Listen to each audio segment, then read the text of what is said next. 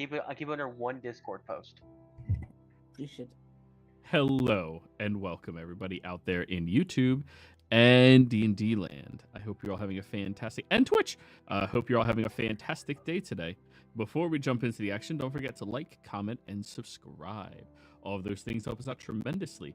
If you're interested in supporting our community a little bit further, consider becoming a member here in our YouTube channel. Memberships start at just $2 a month, and you gain access to some cool emotes. In addition to that, if you are interested in joining our campaign and communities, we do have open slots available. Be sure to reach out to me and let me know you're interested, and we'd be more than happy to have you join in on some of the action and fun. Now, without further ado, Casimir. Yeah, so last week we did things, man. We did things, so many things. I think last week we started off just after the fight with two of the other vampires that had been sucking this area dry of souls and transforming them into vampires. So we'd learned desecrated some temple. Those they were kind of kin of Casimir's, at least of his bloodline. But nothing to really do with them, and realistically, they're weak, pitiful, and deserve death. And so they were granted it. So after setting fire to their cathedral, after robbing it blind, well, after one of us robbed it blind, we continued on in search of the last remaining member of their family, who was named Goldfang. We found pieces of knowledge that they'd set up traps in the sewers to collect the souls, so we decided to head there. Managed to shmoo past some vampires that were on the lookout. Met some wayward souls, learned the process of how to actually turn souls into, I think it was like pure essence, essentially. Some way of actually being able to turn souls into like old blood. That's what it felt like, that would actually empower vampires, which is quite curious sort of thing. And Kaz has took some vials for himself on that. But then we continued the search. Met some Edgar Mini, who was doing the whole process, and he told us where his master was. Went off and searched his master. Came across a bunch of spirits that were just like wayward and half crazed, and some had like bracelets that seemed to have actually been giving them their consciousness, which you never fully understood, not entirely, because before we could understand it, someone seen gold and decided that, oh, I need that, yoip, and everyone got angry that the shrine to the Raven Queen was disturbed, and the on from that was taken, and so combat ensued. Turned out the vampire was there. He was controlling all the stray, the wayward souls, or whatever you want to call them. So quick banishments and quick resting them again. I suppose you can consider that when you're in Shadowfell. I managed to quickly take care of that and dispatch the last annoyance, and putting to bed their stealing ways. After that, with our quest complete, the group returned, meeting Vaxadan once more and heading towards what was their original prize and who they were originally actually coming out to see, which was the Queen of Ravens. Having been granted audience with her, they conversed for a while over the overarching problem right now of the gods, the situations, the vessels, and what her process was like going from human to god. Her thoughts on it were, and there was a lot of back and forth, but she also kind of warned us that if we were to engage with the Changebringer right now, as we were intending to actually just go and talk, it wouldn't be so easy. They would turn against us, and they would try to kill us, because it would be their best opportunity. She didn't say that in so many words, but that was essentially the gist of what she was trying to get through. She also told us about a new path. Speaking of a mirror that was held within the Shadowfell that could actually contain the energy of a god, and in discussions about some of the grander paths or grander ideals of ones like Vindia, she seemed to be in some slight agreement, but tried to keep a distance from it herself. It's not right outright saying, while slightly encouraging us to go find the items that we would need if we were going to go down a path of war with the gods. But realistically, I don't even think it's a path that we are choosing. It more so feels like they are choosing it and we are just needing to adjust. But that's personal opinion, we'll see what happens. I think that was about us. Alrighty. So, after she gave you the whereabouts of where the ruins of Fendrick's domain lies, Clover, you've been listening the entire time. A very important skill that you learned recently, listening to others. Do you have any questions before the Raven Queen leaves? You explained that you keep them here because their prayers and power is shared amongst gods, but because of the redundancy, it doesn't really get too far. What if there was much less? I keep who where? Souls. I do not keep souls here. I usher them to where they need to go, where they belong. Because of your position, if you didn't exist, they would stop existing, right? Their power remains. They would be here. They would remain here, with or without me. I'm sorry that my understanding was a little wrong. What I'm trying to say is their power remains and then goes to the place that they were needed to be, or where their beliefs would bring them, correct? Before, there was one who ushered the souls. There was no afterlife. They would be reincarnated time and time again. The souls are given a better life or opportunity of a rest. As we learned that reincarnation was very bad for mortals' consciousness after the first few times. If there was not one who ushered the souls, they would remain here until the Shadowfell filled and started pushing them into the river Styx, where they will be melded into raw energy, where their consciousness will be tormented and tortured forever, as the river Styx is the barrier between the hells, the abyss, the Shadowfell. If I were not here to usher them,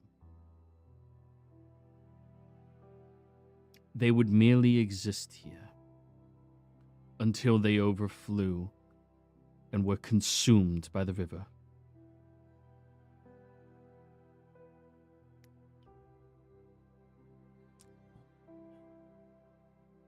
Okay.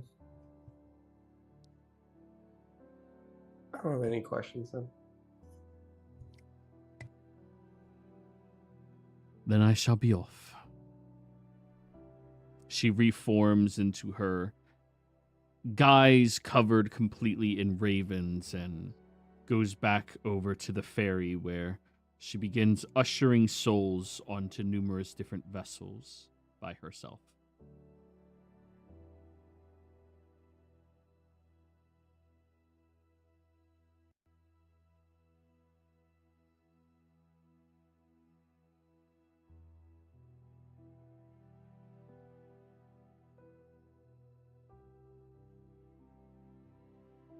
Well, should we go get the thread and mirror? Me still laying on top of her shoulder. Yeah, let's go. With my 3 of strength. I suppose we should. This still feels strange, but I feel like I don't entirely disagree that. I don't know. Regardless of what our decisions are going forward, having that mirror and thread could be beneficial for other things too. Yeah. Better to have a resource and not need it than need a resource and not have it. Yeah. I'm in agreement on that, at least.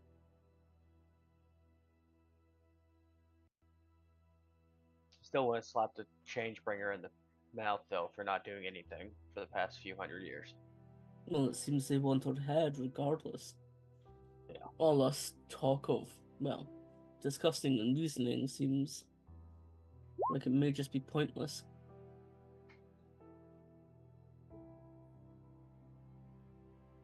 She seemed to think that that would be their best opportunity to try to kill us. Yeah. Which it would be. But still. Unsettling. They can certainly try, but let's not make it easy for them. Oh, I agree. Let's go then. Alright. So, Casimir, since it's written in your book how to get there, survival check.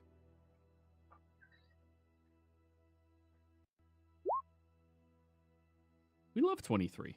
Yep.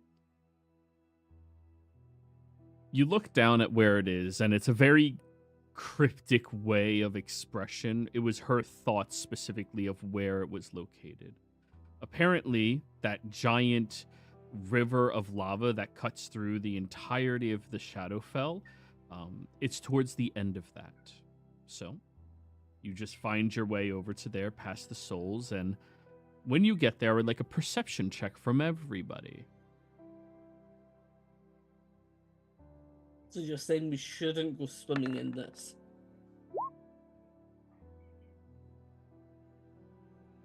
I think so. Right, Vindu? Right? I mean, Yeah, it looks I like wouldn't- lava, so I don't want to, but just to confirm, like, you extra shouldn't want to go swimming in this. How long did it take for us to get there? Like 10 minutes. Okay. Yeah. Damn, other than Clover, I think you guys have some serious trust issues with me.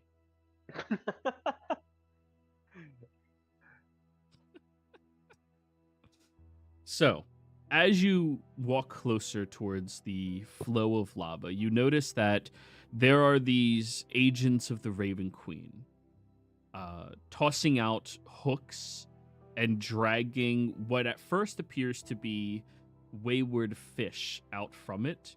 But as soon as they resurface, you see that they appear to be fresh souls of individuals. Souls that have recently died that are being brought onto the shore before people begin trying to assist them with where they go to. From the lava river? Mm-hmm. Like, is it like the sticks, or is it like a actual lava? There is a lava magma river that cuts through the city itself. The river Styx is at the other side. Okay, okay. Yeah. Can I do like an arcana check on that river? Religion. Religion? Okay.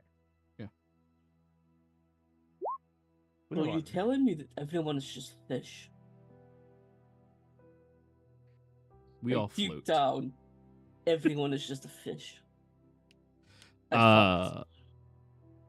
Elowin, it stands to reason that if a soul was to come here, they would have to come here through some type of system.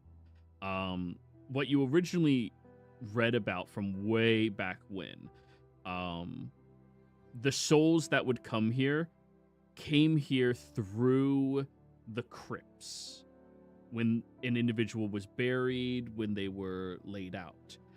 But they quickly found out that souls need more ways to get here other than the proper burial way. People who die outside of being buried, their souls need to be brought here a quicker pacing, especially in times of war where too many people die for the crypts to really keep up with it. This river of lava seems to be a natural occurrence of the plane of the Shadowfell adapting in order to bring more wayward souls here who then can be fished out and then assisted. These are people who, for whatever reason, are not buried when they are dead. Okay. But the river is just made of normal lava. To a mortal, it's normal lava. Yeah. To them, that is the way that they are created. They come in from the lava. Mm-hmm.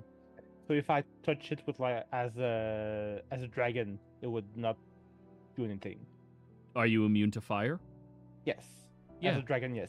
Yeah. It's just. But you'll normal piss lava. off a lot of the mercenaries that are trying to like save souls. But yeah. No, I like if I like dip a claw in, just like to. But Do you want to try? like, no, I'm just thinking like I don't do it. I just like if I did it, it would just be like normal lava for me. I mean, realistically, there's only one way to find out. Yeah, but also people hate dragons everywhere they go. Everywhere I go. Yes. So yeah, Yes. no, I don't transform a dragon in front of all those people. Oh, Exactly, Casimir. Exactly. They were buried in the infinite void. mm-hmm. But yeah. And you see as quickly as the Raven Queen is trying to usher souls to where they properly go, while tending and caring for them, not just going, all right, file A, go B, you go C, you go there, but talking to the souls and making sure that they understand their death, what they leave behind, where their family is, etc. There are far more souls being created down here, far more death than she can possibly keep up with by herself, including all of her mercenaries that are working here, all of her devout worshippers that are here, despite the fact that they probably deserve everlasting peace as well. But they all are using their time in order to save people. Mm-hmm. So, beginning to walk out, you all exit out of the city. You get a few wayward, different stares over at you as you are leaving, but more or less people just completely ignore what is happening out here. Oh, that's more creepy. Let's go back to this one. Oh, there we go. Wandering out past this entire area, you begin to see the outskirts of the main hub here in the Shadowfell. You start to see these makeshift buildings and hovels that people have tossed together. Some of them have religious symbols posted on the outside of their doors. Some of them have blood stains littering across the windowsills.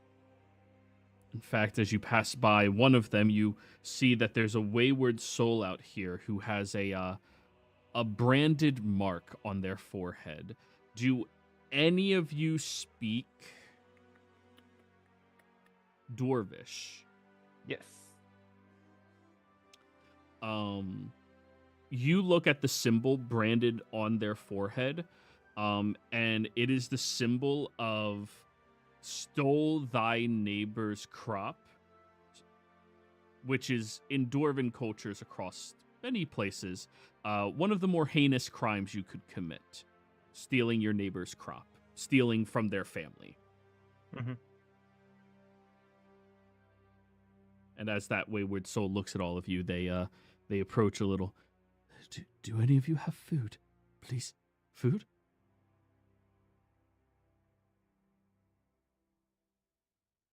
I'll hand him some bread.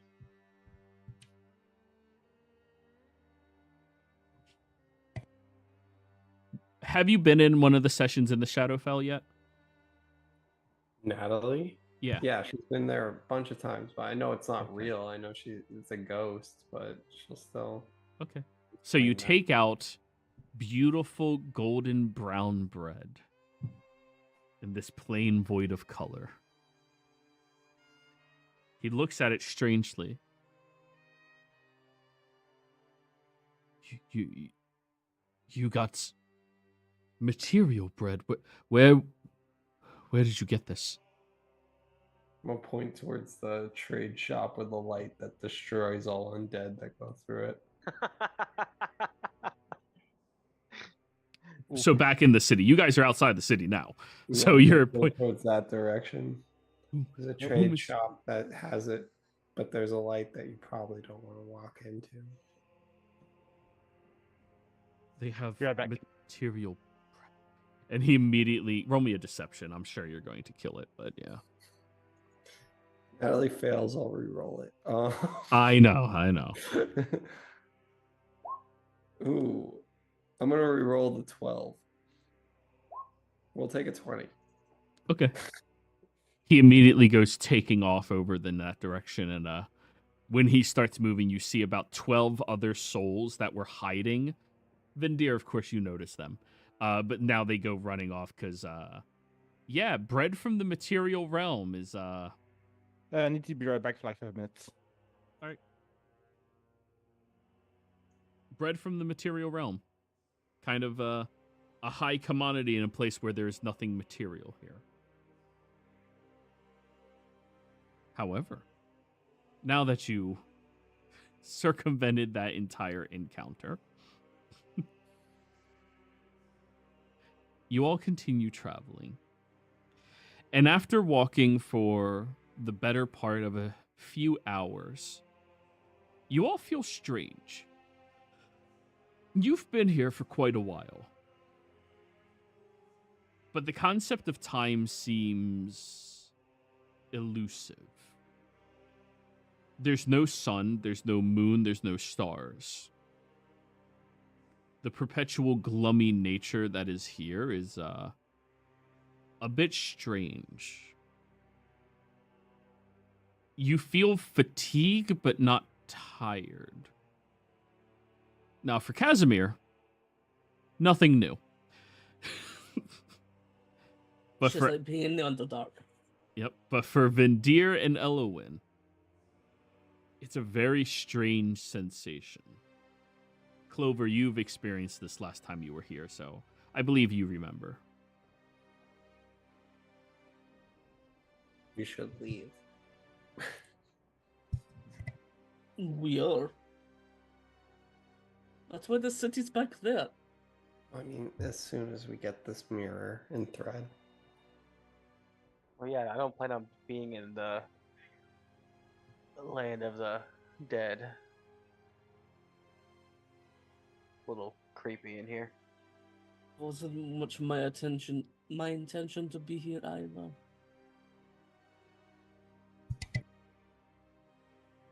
But it seems this was a better choice than meeting, well, a God's Eye. I do feel like I'm dragging ass, though. Who? Feel like I'm. I don't know. I'm having like the energy zapped out of me. This place does that, Motivation. you know, eats you from the inside. You are. It's okay. You're getting a bit up there in age, but you'll be able to do it. I do have my necklace on. Exactly. Optimism. Clover. Vindir looks like spry for Ganassi. I dispelled his stuff once. Oh, never mind. Yeah, okay. Yeah. You know. She's seen him naked. Oh, Yeah. oh, basically. vulnerable. But yes, continuing along this track. Clover, since you're the only person aware of this mechanic, I need you to roll me a history check. This is you to keep track of time. That's a lot of 19. It's a fucking 19. It's good.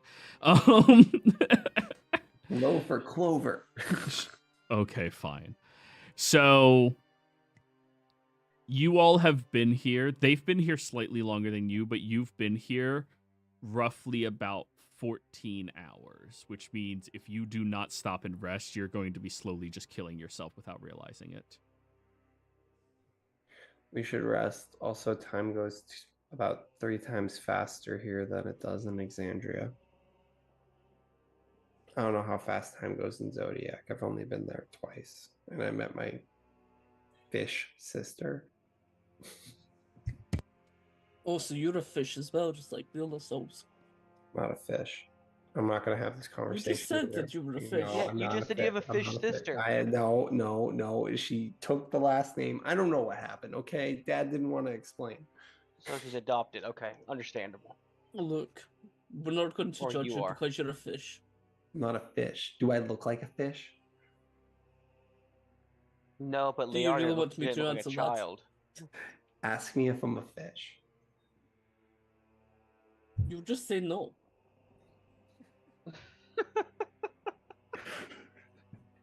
That's exactly what I was going to say. Checks out. Just Well, she said, of insight course. check ever. No, I'm not a fish, and I don't look like one, and I'm regretting saying anything. So are you adopted or is your sister adopted?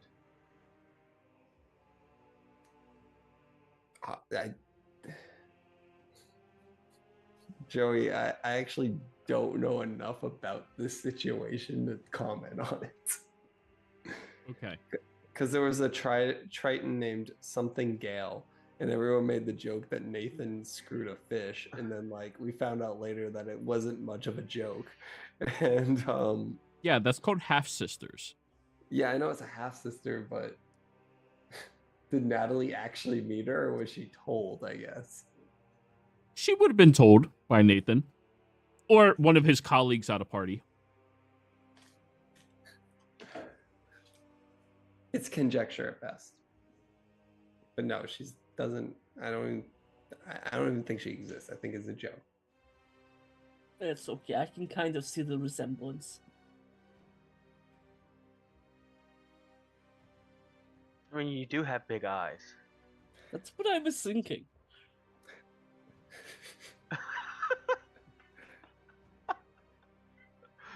Let's just finish this. Clover didn't think she's gonna get bullied out of nowhere.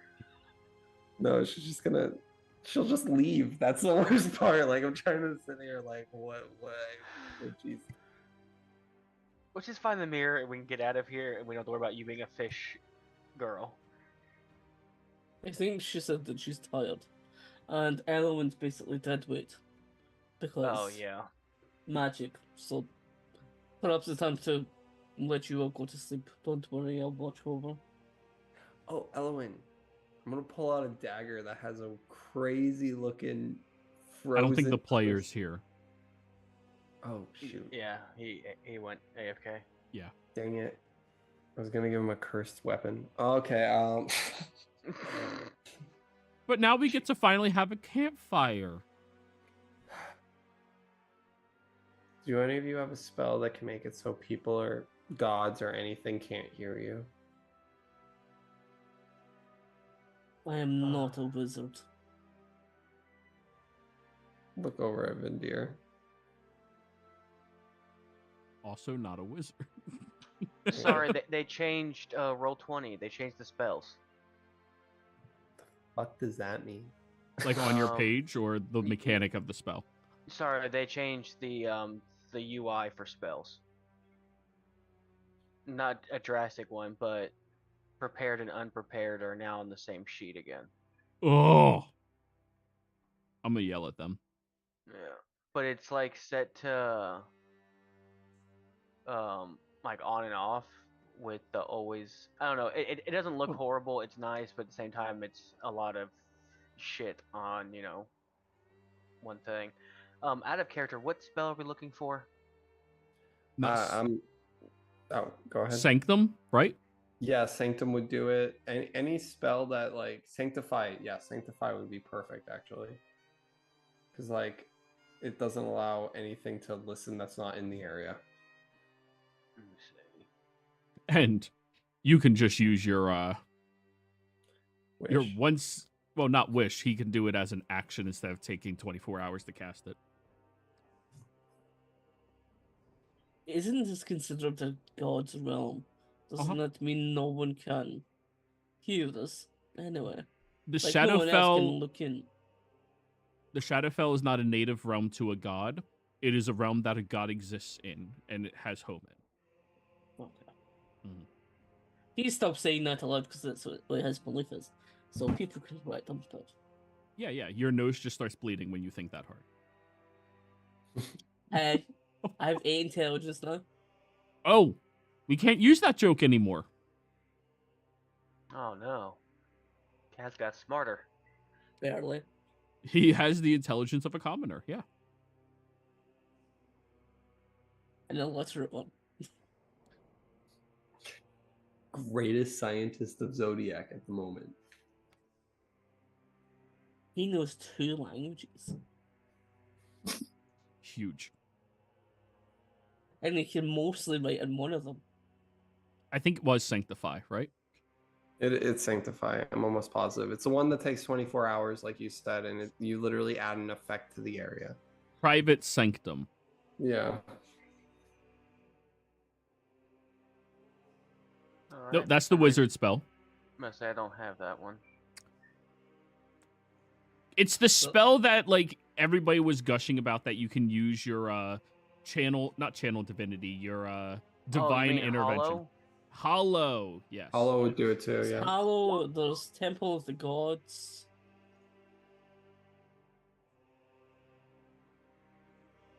Yes. Hello. I guess this is technically an attack on the Raven Queen because we did it here, but Well, if we do this one, it means nothing can be heard within the area at all. So we can't speak. oh no. I think it's Temple of the Gods. And I don't, for some reason, that's not popping up when I type in God. So I wonder if that's on a 2024 spell anymore. Level 7, you had it before. It's a Xanathar spell. You cast it not too long ago. Yeah, well, like I said, it's like you just said, it's Xanathar's, and I only have 24 Can you spells cast and- the 7th level spell? Because like it's still Yeah. a spell you can. All right, yeah. Yeah. Go for it. 7th level. Bam. You can Yeah, do 'cause Temple of the it's- Gods. They didn't update Xanathar's ones, they only updated the 2014 one, so you can still use Xanathar's. Yeah, exactly. It caused the temple to shimmer into existence on ground. You can see within range. The temple must fit within an unoccupied cube of space up to 120 feet on each side. The temple remains until the spell ends. How big of an area are you taking up? You're in like a waste where like periodically there's some petrified trees and that's it. Oh, then just like a modest house. That's what it looks like, a modest house? Yeah. Okay.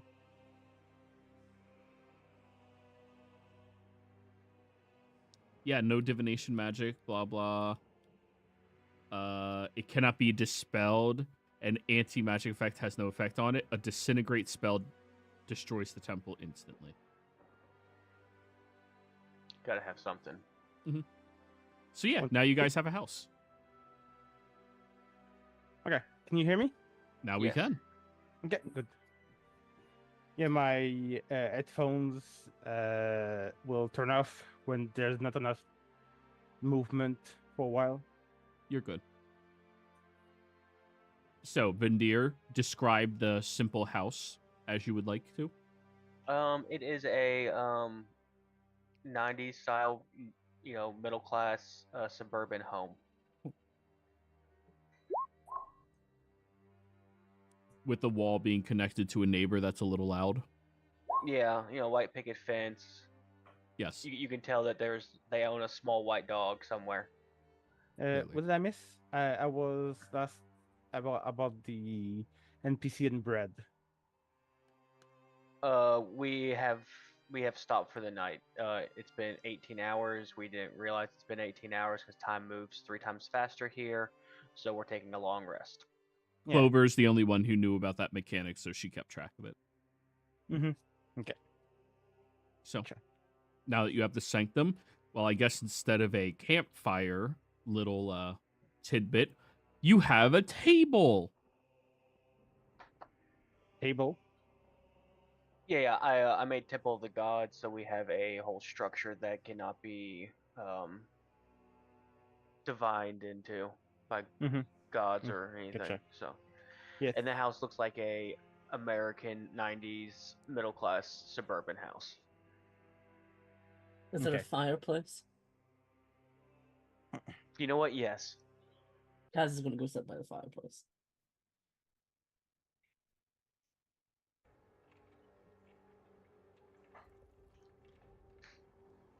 Do you ever think what the divine plan was? You're going to need to explain a lot of that. Well, a say-so exists, so something of equal to proportionate value must also exist. So that's why axiom is a thing. If one thing is meant to create, one thing's meant to destroy. But a say-so's answer, because it's a goddess of creation, was to create other things to help prevent destruction. Whereas I think the issue here is it's like a seesaw where one side's way higher than the other. Like it's not balanced. And the divine plan pushed creation and good things and some bad. And I'm going to look over at Ekra and Coleslaw as I'm saying this so they can perk up. Things that weren't necessarily tuned correctly. And I think that maybe we're here to actually correctly tune this. Because destruction will always exist, whether we like it or not. And yes, you can view it as evil or you can view it as part of nature, where you'll always have entropy, wrath, and I don't know, void, something that ends and end once and for all, I guess. But then you'll always have creation as well, which would be something along the lines of structure, life, and you can make it artsy, even like inspiration. In between there, you need some sort of balance. And I think that's why 22 chose me, because I wanted balance. And I think balance would have to become something along the lines of I keep 22 in it, luck, judgment, and then something that keeps everything moving forward, like time. I guess what I'm trying to get at is I like the idea of putting new people in charge, but I think a reform is a better solution. The system isn't broken, it just wasn't made properly. It put life and things like that on a very high pedestal, and the aspects it didn't like, it threw off to the side. Look over at Ekra. Ekra could tell you she's from the Hells, but did you ever like being in the Hells other than some of the opportunities it provided?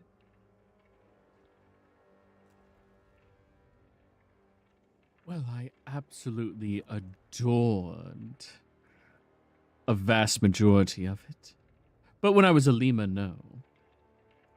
But that's my point. Once you have power in it, it makes sense. But there's not a lot of things with power in the Hells, and if you compare the power of an archdevil to any minor celestial, they lose almost most of the time. It's an imbalanced structure. I would like more power. I know that. That's why I'm going to elect that you become the representative of entropy. What about lust? Lust doesn't really fit into this. Why not? Because you could put that as a balance portion. Lust is not always a bad thing, but rotting and decay can always be considered something that nobody will. I don't even want to say bad, but these are more closer to laws than actual gods, if that makes sense. Lust is an emotion where entropy will always exist. Judgment and luck are probably the only two in this, next to inspiration, that I said that would even closely resemble anything outside of a law of a universe.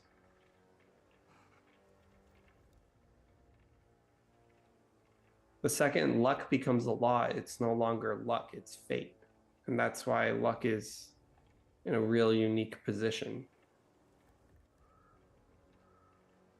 Yeah, and isn't lust just hunger, anyways? Lust is Yes, desire, it is. which Desire leads is a into good answer. inspiration. It would be a god of creation. Yes. Ooh. Puts you more in the good guy side, which you don't really like that much.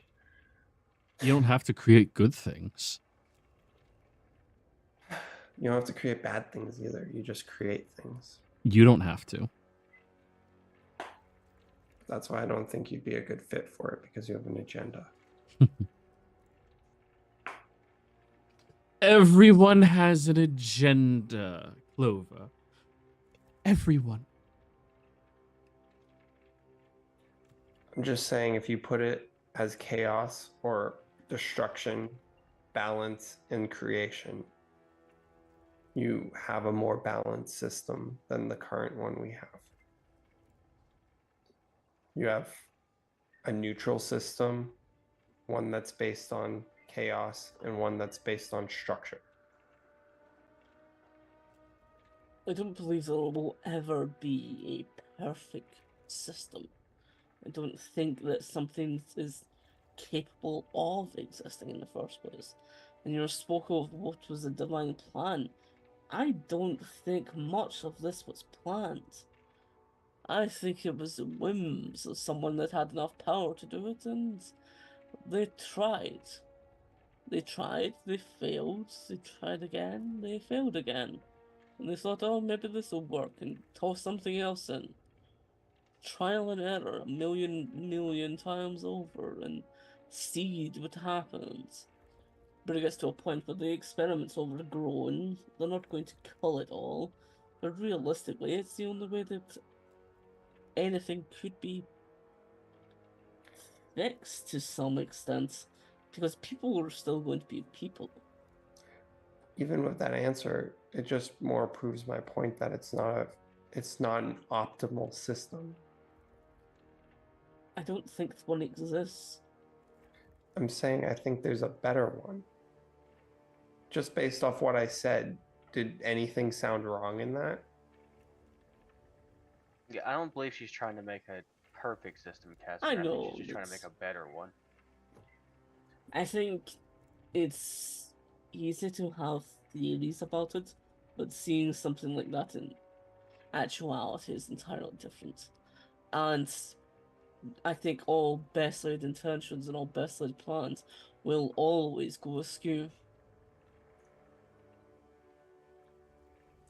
Then what's the point of planning? Exactly. I like this one so much more, Clover. What, Much, the paladin that wanted to kill you and the and that the multi-fingered cleric, guy. the cleric that kept changing religions every week.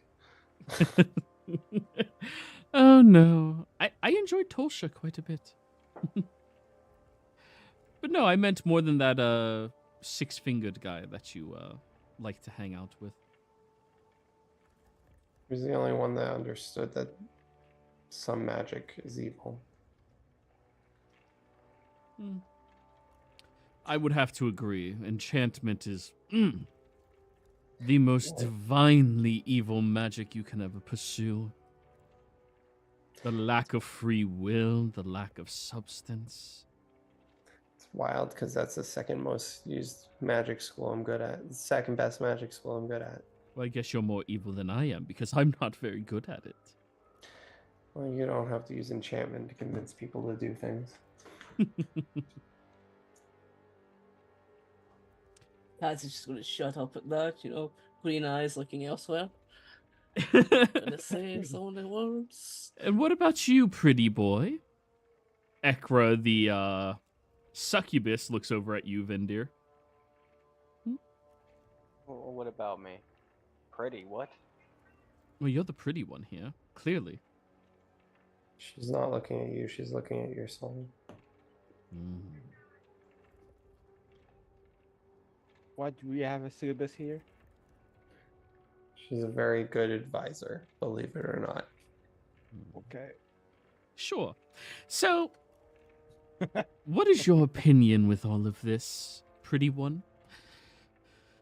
Do you think that there was a divine order, or do you think that's all hokum? I have multiple opinions.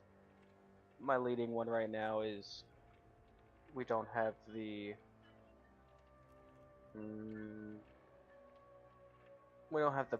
power to understand a divine plan.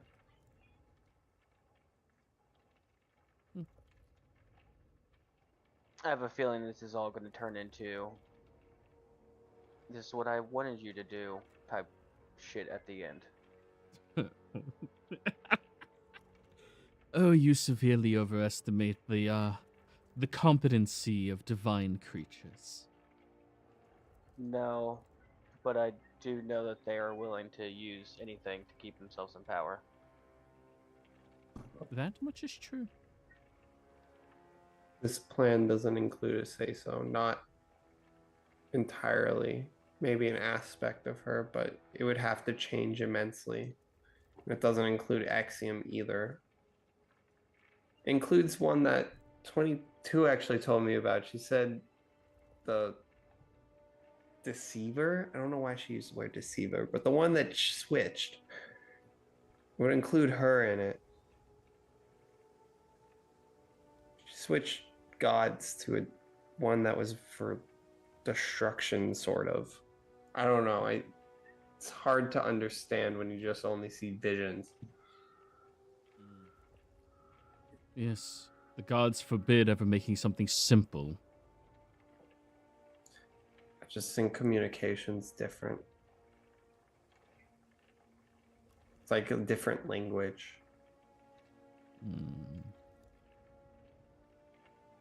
But you're right. Speaking Celestial feels worthless at this point. Right? We just met what, the Raven Queen? She didn't say one word in Celestial. Maybe because she was immortal to begin with? From what I understand, usually when you take over a god, it changes you. Even 22 changed me a little bit.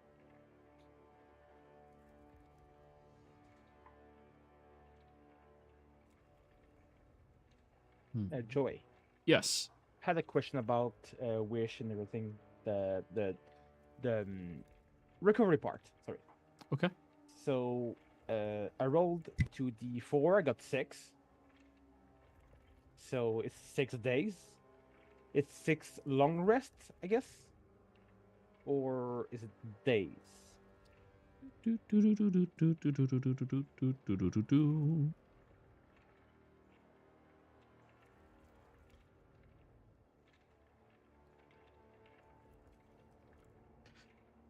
Your strength score becomes 3 for 2d4 days.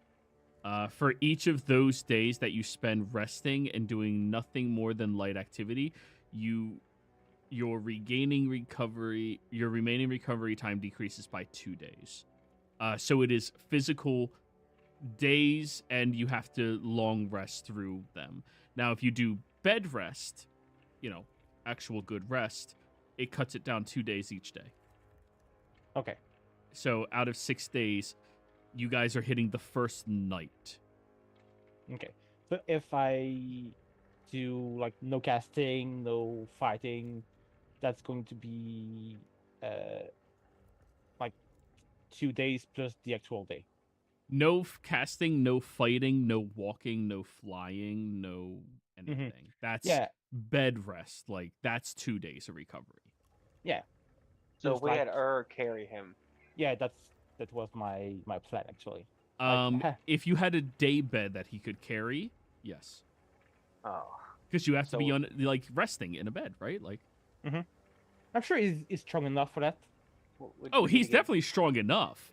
It just matters if he will go on. We need Bulkhead to build us a backpack daybed. Yes. Basically one of those like baby carriers, but for a grown adult. I'd love to make one, but that would mean that I'd cast a spell, which would deny me the 2-day rest. So yeah, I'm not doing that. I'm going to rest. Otherwise, I can just teleport after the whole rest is done. You guys. Hello, and I had a gift for you, by the way, and she's gonna pull out a dagger. For all the gold you gave me, it's a very special dagger to me. It's very strong.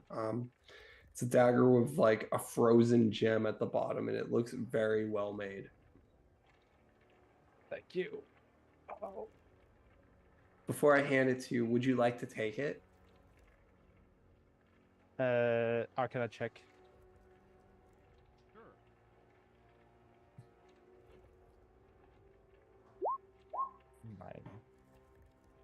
Clover, what type of runes does Elowen clearly notice hidden inside the dagger? Something from the Hells that has to do with Levistus for sure, with a fucking frozen thing, and it's a +3 dagger. Because there is more to it than that. They rolled a 29. There is more to the dagger. I'm trying.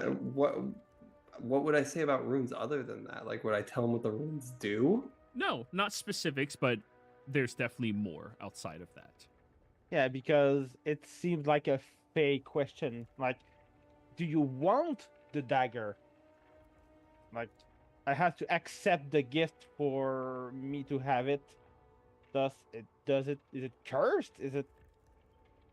It seems like she thinks it would be more. I mean, this isn't an insight check, so it's magical for sure, and it has a gem from the Hells that's directly related to the 5th layer of the Hells, and it's a frozen block of ice, and it's very well made. I don't know what else to say about it, Joey. If you want to, what's the 5th layer of the Hell? The 5th layer, the one that has Levistus. It is incredibly well crafted. It is magically enhanced and imbued, and it has some type of connection to Levistus itself, which is the archdevil of the 5th layer of the Hells. That seems so wrong. It seems so wrong on at least 5 layers. Well, if you don't want it, I'll keep it. I use it anyways.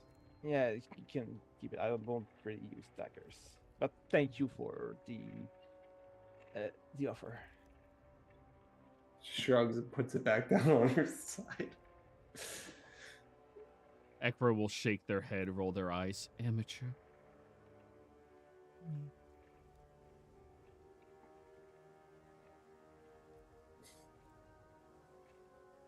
Anywho. I'm really surprised the DARE program worked. Yeah, right. Wizards don't do Warlock. Wizards don't do Warlock. No packs. In one of my other games, they went to a magical high school. And that was like the biggest thing where like Warlocks were like, ooh, you're a cheater. Like just Oh, made me think of a short I saw. Like there's a shooting star, and like, don't you want to make a wish? No, I can't. I'm a wizard. Like I have to make my, smart decision. I can't do like just wishes in the wild. I can't, like blah blah blah blah blah.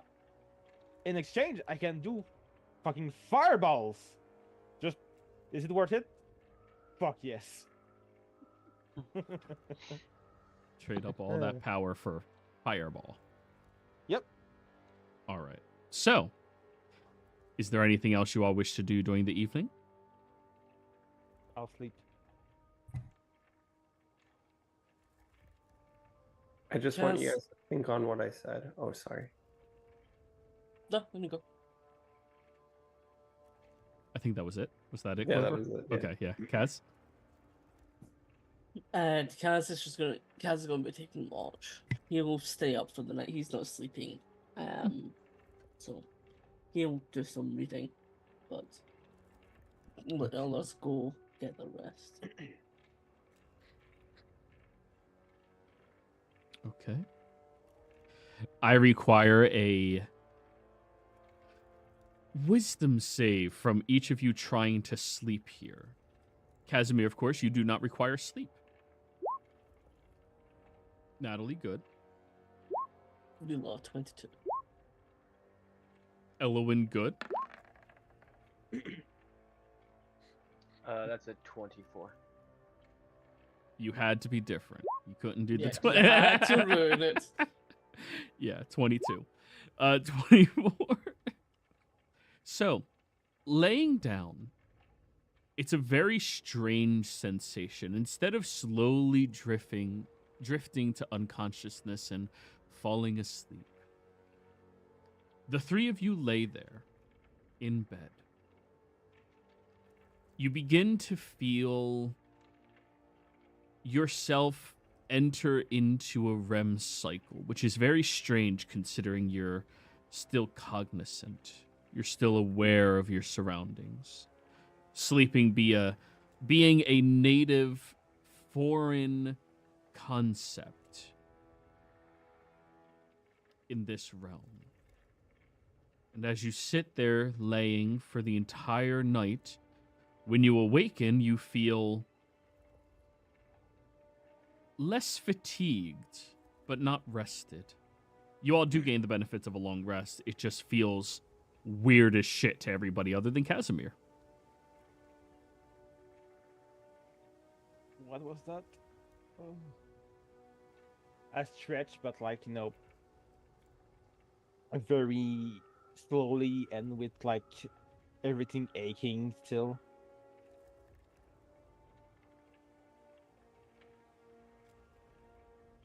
I believe they asked the question. Anybody? So what was that? Like, did you guys have like a weird sleep thing? I didn't sleep. Yeah, except for you. It's the place, like I said earlier, this place changes you and it eats you from inside and makes you hollow. You shouldn't stay long. Okay. And I like the abyss. That's what I was thinking. Place is worse than the abyss. Have you been? Anything of Mirror's Mask. 5 days remaining. have you been, That's it. Clover? They just asked. No, she hasn't. Okay. But Clover is very biased. Clover fucking hates this place. Fair. For legitimate reasons. But anyways, everybody, now that you completed your long rest, 5 more days of resting needed, Elowin, we can go ahead and take our break. And when we come back, perhaps you all will find your way over to the ruins of Fendrick's estate.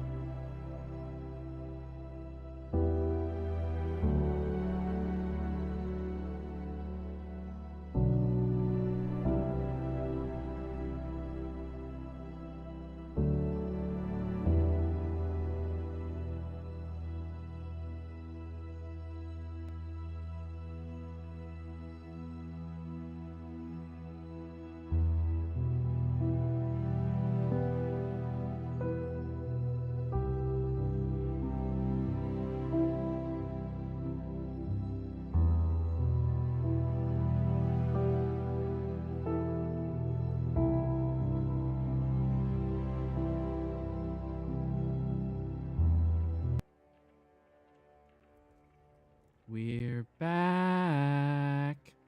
Hello, and welcome, everybody. So, where last we left off, the party had just awoken from their slumber, and they will continue their journey onwards. Casimir, you rolled a 23, 21, I believe. 23. For 23? survival? Yeah, survival Okay. 23. That means it is going to take you guys 3 days to reach your destination. Congratulations. Elwin, you can tack off a total of 3 days. Okay.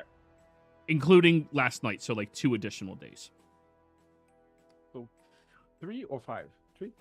3 total. Okay. Yes.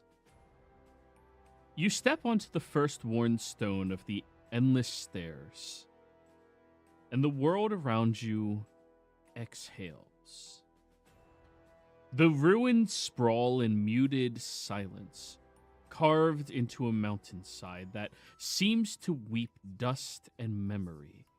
A long and broken staircase crumbles at the edges, climbs like a scar toward the silhouette of a once majestic castle now collapsed inwards. Its towers bent like mourning limbs. The stone is scorched black in places, overgrown in others with brittle, silvery moss that glows dimly under no sun at all. Around you, raw magic floats in, spectral wisps, like pale jellyfish adrift in invisible tides. They flicker in and out of the material realm into this one, trailing soft trails of light or whispering fragments of language, no spoken words. Occasionally, one passes close and you feel your skin rise in goose pimples. Your mind filled with phantom thoughts for just a breath. And then you see shadowy figures hover along the staircase and amid the rumble. Faceless, flickering things that shift like candlelight in wind. They never fully form, vanishing when stared at, but their presence is undeniable, watching, waiting, flickering. As you all have arrived here,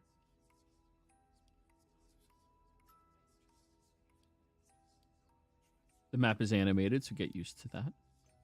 Vindir, you being the only one who can see these creatures longer than just a breath, this is what you see. Before they flicker out once again.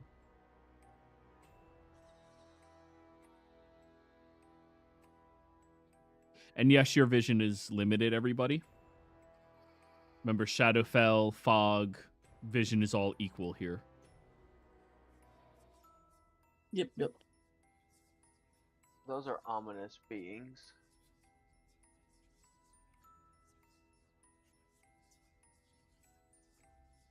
Look like little wisps of shadow.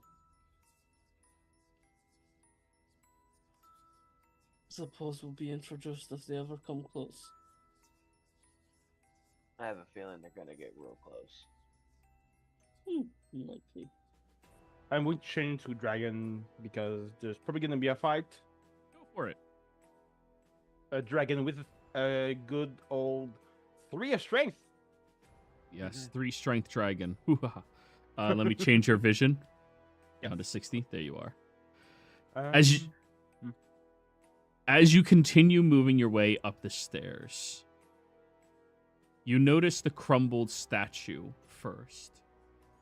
You notice the ancient nature of it, untouched, unscathed by anything else, and the way that these small moving lights, you guys see them?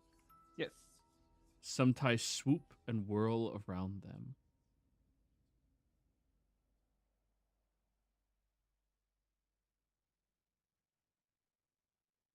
Does it have actual color, or is it still grayscale? The lights have colors to them. Interesting. Anyone want to tell me what's going on there? I have no idea. Can we tell what the statue used to be, or is it too messed up? You may roll me a nature check. If you have proficiency in Mason's tools, you can roll that instead. And if you have both, you have advantage. No, just calligraphers. Everybody wants to make spell scrolls. 11. Mmm.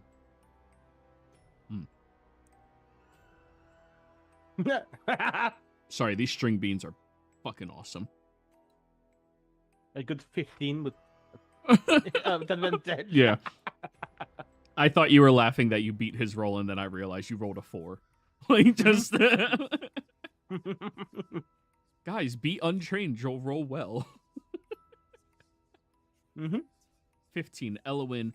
Some type of larger figure, idol, perhaps even like a statue of Fendrick. Fendrick? Possibly. Okay. And you recall who Fendrick was, right? Fendrick. No. OG god of death. Yeah. Okay. The one who's now slumbering in the abyss to keep Exium there. Okay, gotcha. I was think of Nero, so it kind of.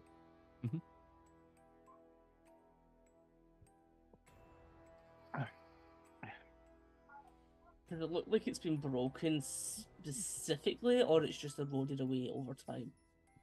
Roll me a nature check. If you have Mason's tools, you can roll that instead, utilizing advantage if you have both.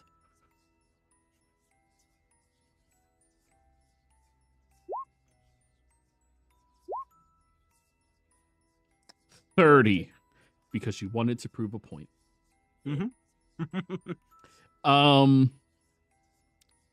It was broken after the fact.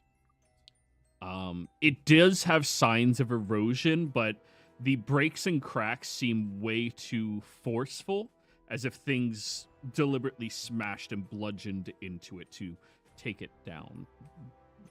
Okay. Something spiteful, perhaps.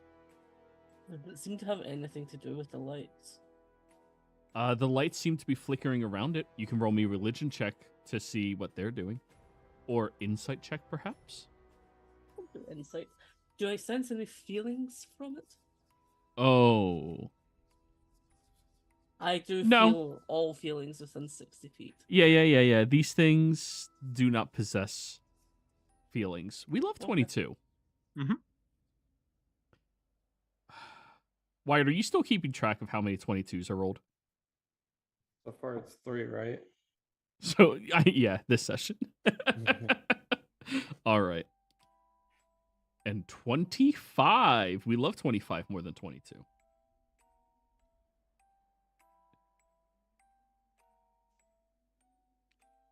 You sense the wisps of magic and light.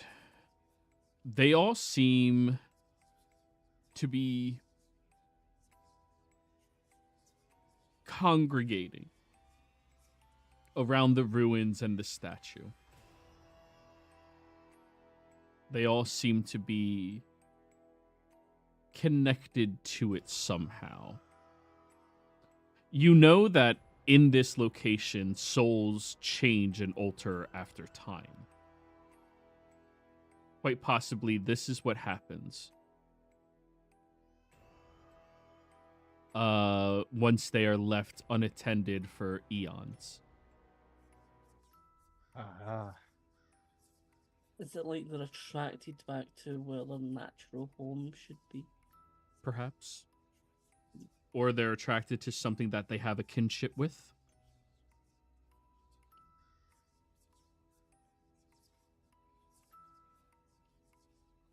Just be careful. These feel old.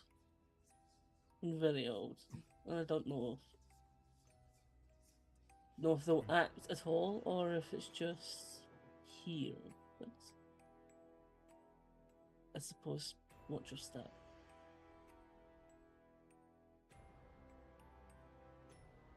Are you all going to venture past? I'm going to fly like 20 feet in the air. Sure. to-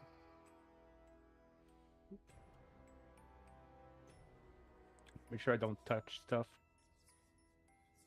So, as you move past the ruins of the statue, Elowin, Mhm. Vindir, you notice some of these whiffs. Everybody stop moving. You notice some of these whiffs begin moving to the shadows left behind by each of you. And then from the shadows, those flickering entities come into existence. I would like everybody to please roll me initiative. Yes. Ugh.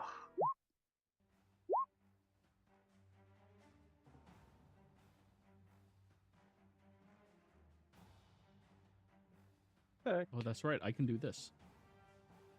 Ha-ha!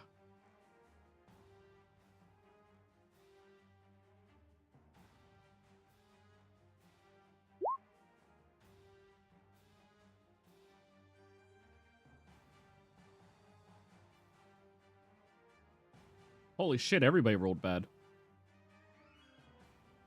Not Clover, Elwin. Dex mod? I believe it's negative. Let me check. It's +1. Okay, so they will be going before you. Okay. Elowin, You Where are the notice- elementals? oh, I'm getting there, damn. Okay, sorry. You notice from your own shadow, this strange shadowy entity begins moving towards you and looks as if it's about to strike against you. What would you like to do? Fire breath. Go for it. Boop.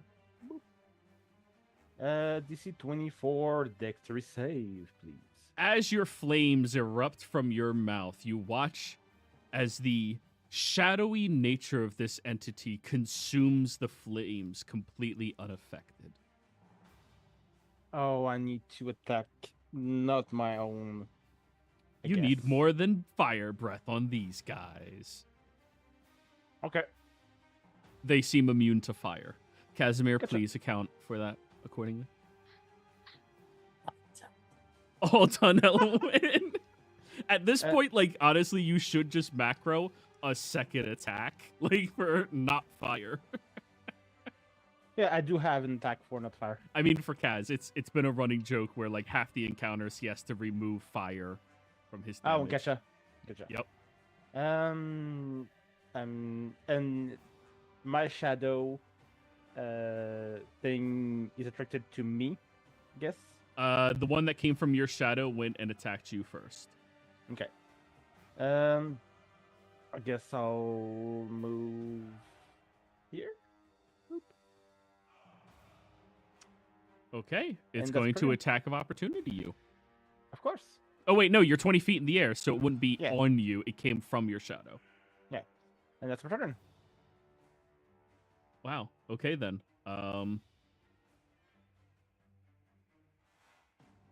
Well.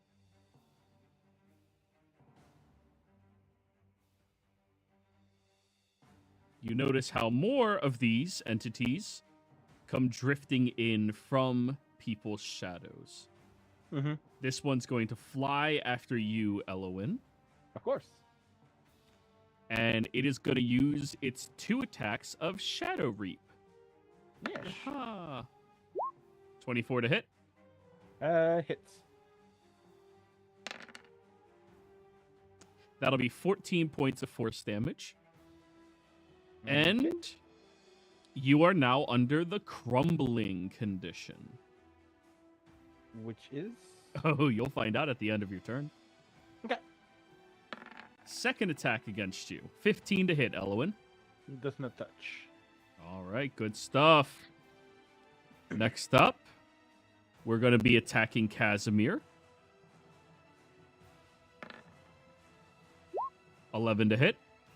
Misses. 26 to hit. Hits. Is this with like just their hands or? Yes, that it is weapon? their physical being. Okay. 10 force damage. And you now have the crumbling condition. You're resistant to force? Nice. Yes. All right. Vendir getting attacked now. 18 to hit. I'm Miss. just going to keep rolling. Hit. 26. That'll be 9 force damage, and you have the crumbling condition. Clover. That'll be a 17 to hit. Yeah, that hits. That'll be 10 force. And the crumbling condition. Second attack. 19 to hit. Yeah, that hits. 10 force. And it doesn't stack. You just have one instance of it. So, everybody, if you already have the crumbling mechanic, you do not need to make me a saving throw at the beginning of your turn.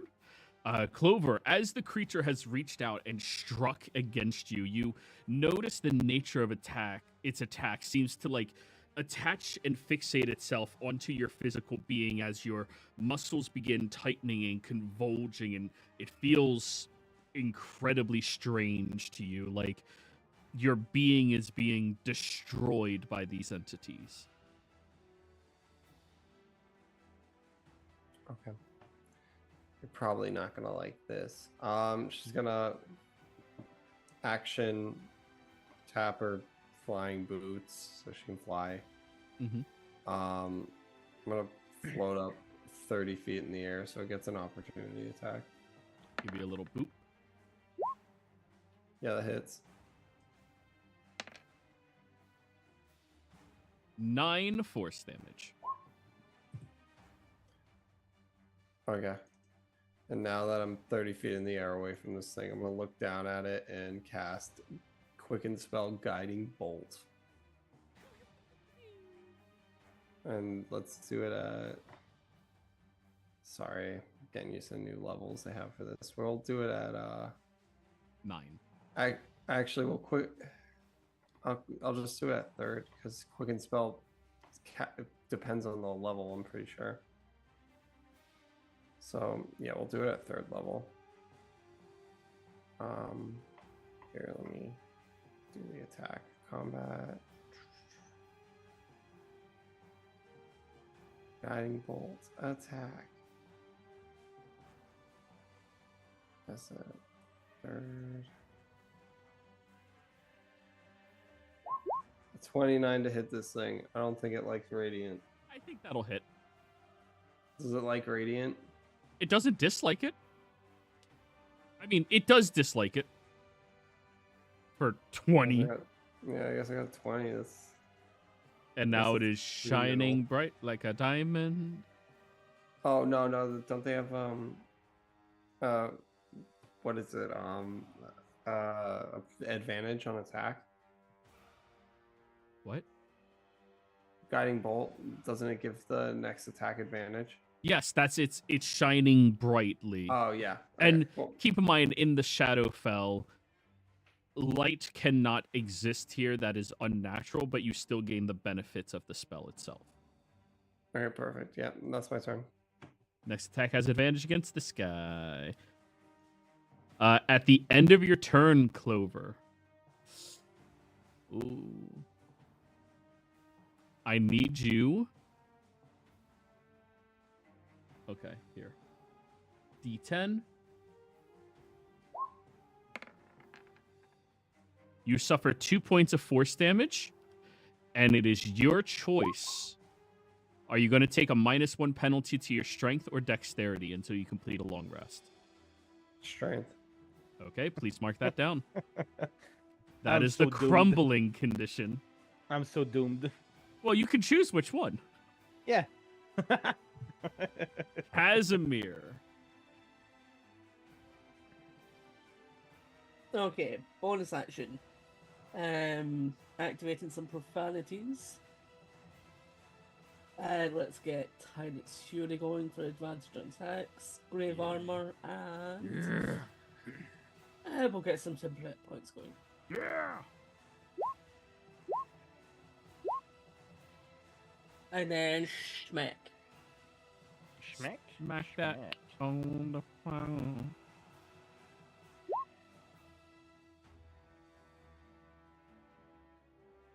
Alrighty, you already deleted the fire. Nice.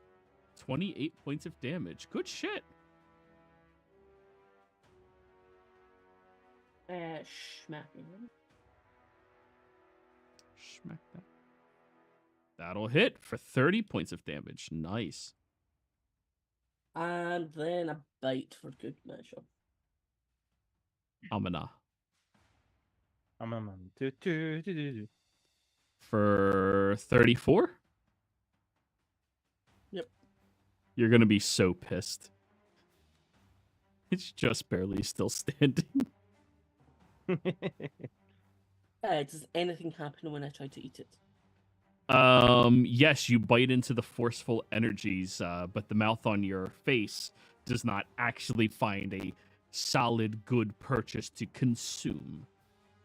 Okay. That's me. I'll shuffle around a little bit, but that's me. All right. At the end of your turn, let's get that D10 in there. 9 force damage, and you suffer a -1 penalty to your strength score or dex score, your choice. Dex. Please keep track of that. Vindir. Alright, so as my action, we use a channel divinity and cast Shield of Faith. Doing that because I don't have to use concentration, so I have a +2 to AC. And then bonus action, I'm going to attack it. Smack that.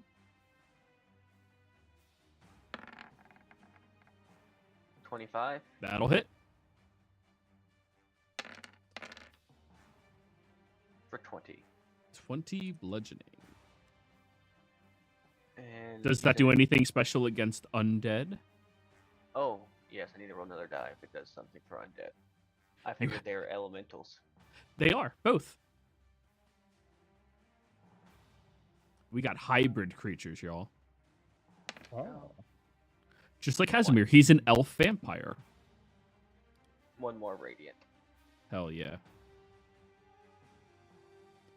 Is that it? That's it. You will suffer 7 points of force damage, and you can choose strength or dex. Keep in mind, your gauntlets do keep you at your score, but if your native strength reaches 0, you're done. I'm still going with strength, yeah. Okay, yeah. Just It's his curse, but he uses it as a crutch too. hell yeah. Elwyn. I'm going to go on the ground and then transform back to Willowin. So you're flying out of its reach. It'll get an attack of Yes. opportunity. Of course.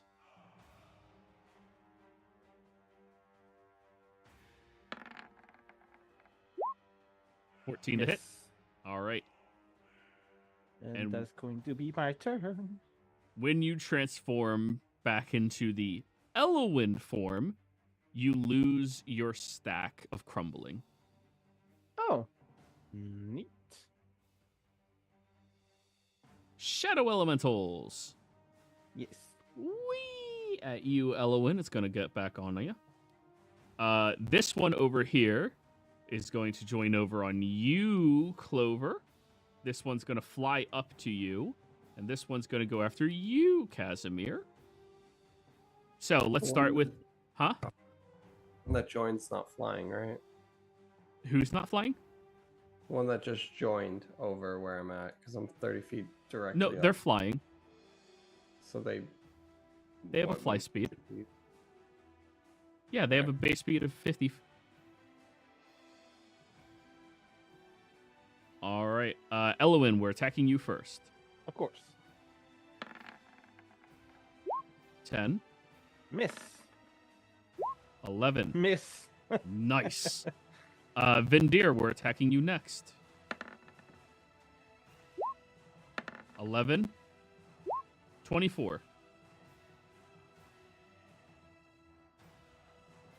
Vindir, Sorry, say it again. Does 24 hit? Yes. All AC right. 22 right now. We love 22. That'll be 14 points of force damage, and you were already crumbling. Correct. Clover, where you're getting attacked now. Boop, boop. 11 and crit. 11 misses, crit hits. Damn, only 10 force damage, and you were already Right. crumbling. And then the last attack's against you, Casimir. They have advantage. Oh, thank you for that. 15 on the first one. Misses. Actually, I should just have advantage on anyways. 24. Hits. That'll be 6 force damage, and you already had crumbling anyways. Clover. You notice your body is still continuing to feel more and more fatigued. Screw this. Subtle spell, enemies abound. On the one that just flew up. Oh, I do have a question about crumbling. Sure. Can it wait until after his turn? Of course, sorry. Thank you, thank you. They are not immune to charm. Yeah. What's the saving throw?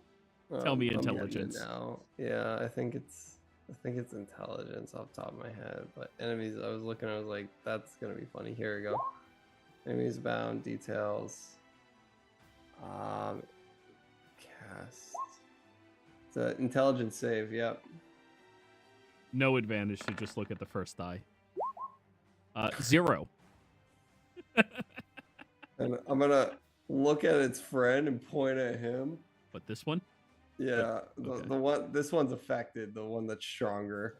I'm gonna be like, I'm gonna say in Abyssal, he was talking shit. And point at the other one.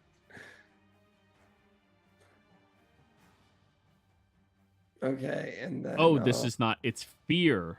They are not immune to fear either. Good, good, good. cool. Okay, I'll take a step away from both of them. I'll fly 30 feet so they both get attacks of opportunity. I'm just reading enemies abound real quick.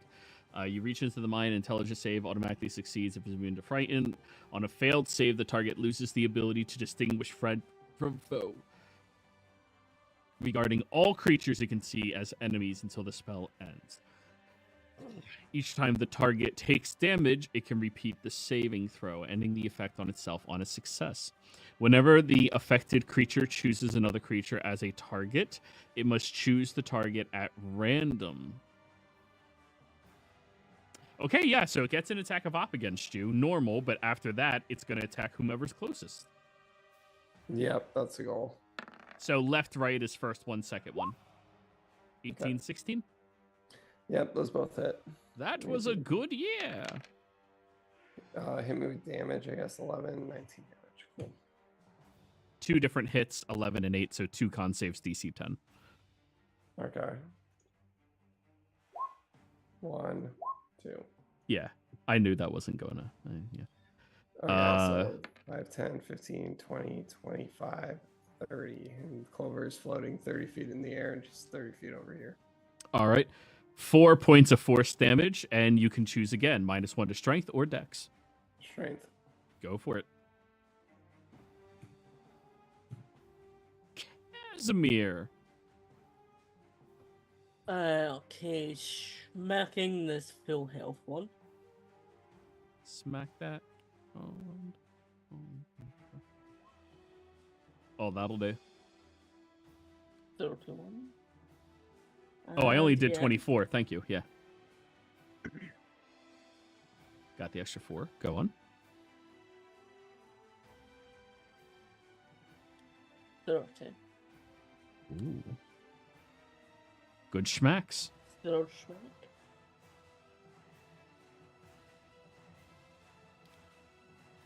$30 again. And bonus action, I will flurry of blows Haha. and sucker punch Put up. each of them.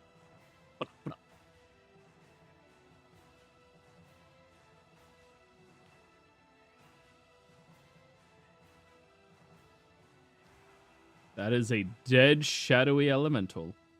That's smacking them. Oh yeah. You have to hit the other one to kill it. It's their AC Yeah, is not yeah. very good. You could, in theory, roll 2 nat ones. Very true. You would need to. What CR are they? These creatures are scrolling. Oh, it's up now at the top of the 6. Do nothing for me. Okay. Well, actually, I do get their hit die. 10. D10, sorry. I got to fill. Perfect, thank you. I'll move over and that'll be me. Alrighty. Is that temporary hit points or hit points? That is hit points, hit points. Okay, as soon as you begin rehealing yourself, the crumbling ends. Wonderful.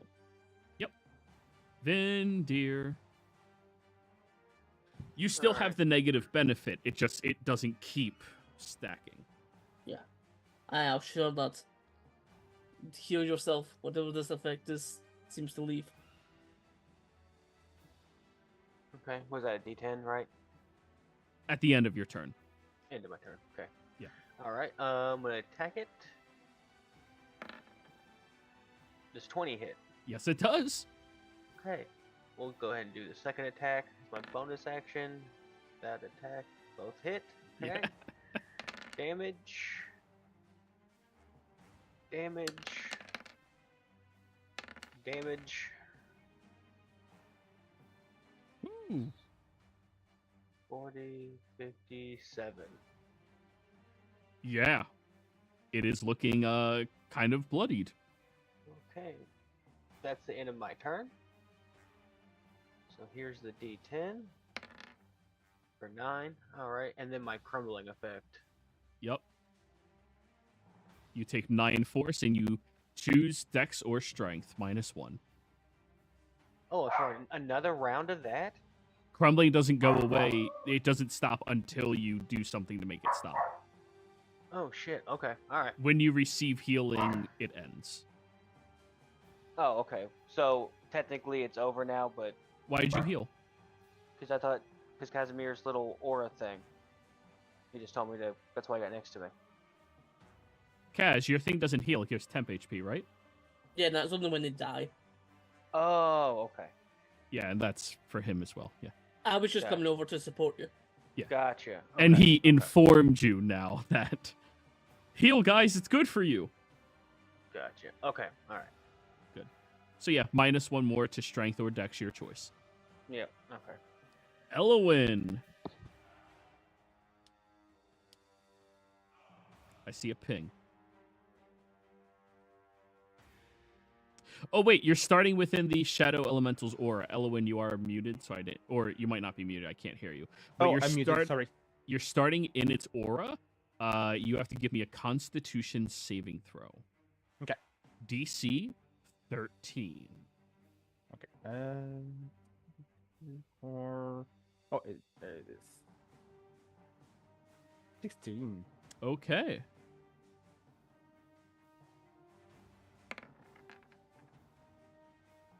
That'll be 2 points of force damage, halved down to 1, but you do not regain crumbling. Okay. Actually, since do they bypass temp HP? No, it deals damage to your temp HPs. Okay, good. Should make sure because like the shadow going cling to my body or whatever. Yeah. That was my question. Don't worry, different creatures attack your constitution, guys. So this one, can this one give me a dex save, please? It sure can. 18, it failed. Yes. Is it immune to force damage? It is not immune to force damage. 76 force damage, please. Okay. Well, that shadow elemental is a was. And that's my turn. All right. Shadow elementals. This one is going to fly towards you, Clover. But this one's gonna fly after it and beat its ass. I want to see them fight. And this one's fighting you, Elowen. So we'll start with Yes. Clover's first. Yeah. So the one attacks the other one with both of its hits. 22 to hit, 15 hits.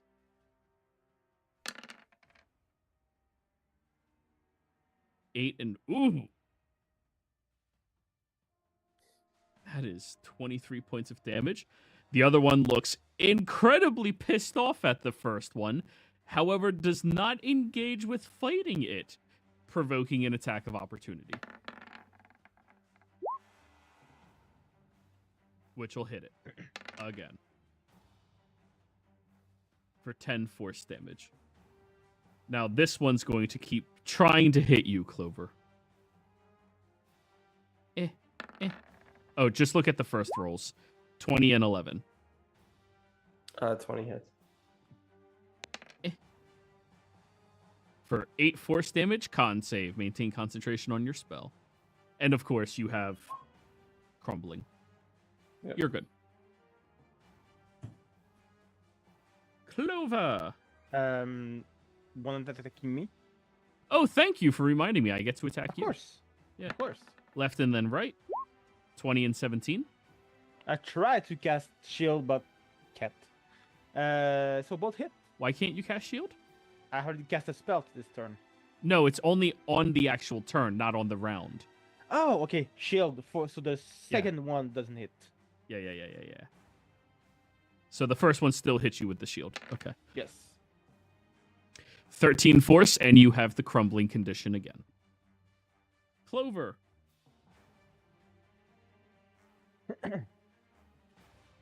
Just gonna look at this thing. I'll say in Celestial, like, really? And she's just gonna 5th level cure wounds herself. Yeah, cure wounds.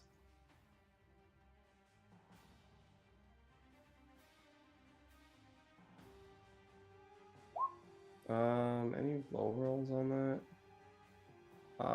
I'll re-roll all the ones. Doesn't that just put you to max anyways?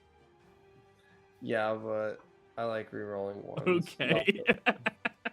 So /4d6.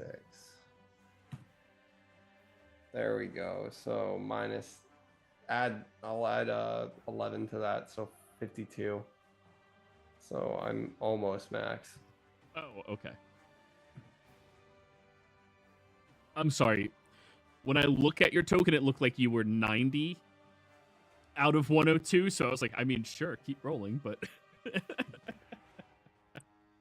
Yeah, no, she has like 160 health. I'm just gonna point at the one that keeps attacking him and shrug.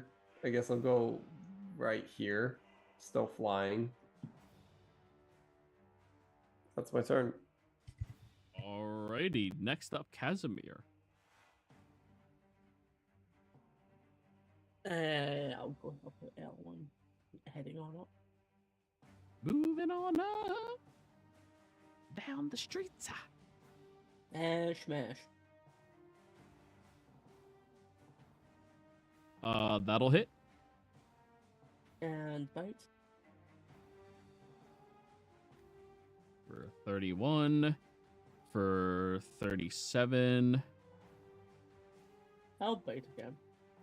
Just gonna try and eat this one.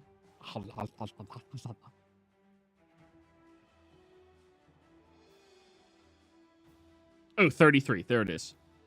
For 36 more. It is eaten. No. Nom nom nom nom. Should eat some shadows. Not very filling, unfortunately. I know. It's disappointing. Yeah. He's eating worse though. That'll be him. Just All moving right. some And more you forward. were not crumbling. No, because I Yep. healed. Vindir, you're crumbling. Yes. So I'm going to use my bonus action first, and I'm going to Healing Word. Word. Did that not go through? Healing word. It might be asking you level on the screen. Yeah. There it goes. 15. Okay. And then 30 feet of movement will get me here. It is flying. How high up? Clover, you're how high? 30 feet in the air. Yeah. Oh, they're both 30 feet in the air? Yeah.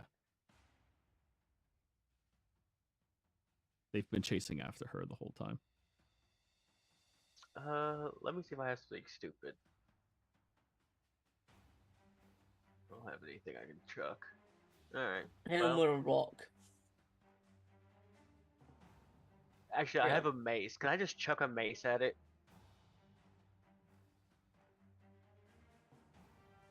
Improvised weapon, you'll have disadvantage, but yeah. Yeah, sure. All right, There's go nothing for else it. going on. I mean, you've got like 29 strength. You're going to hit it anyway. It's more like, can you get that mace back? Yeah. That's the problem. You have to throw it and then get it back. Shit. What is my...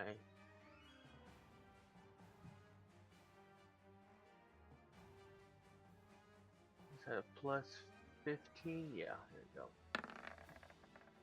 You said disadvantage. 25. That'll hit. What I roll on damage? I don't remember. Oh, it's the damage is on there already. Improvised weapon, unarmed strikes are the same thing. Oh, okay. What? I don't know. It said it's supposed to be 10, but it rolled dice.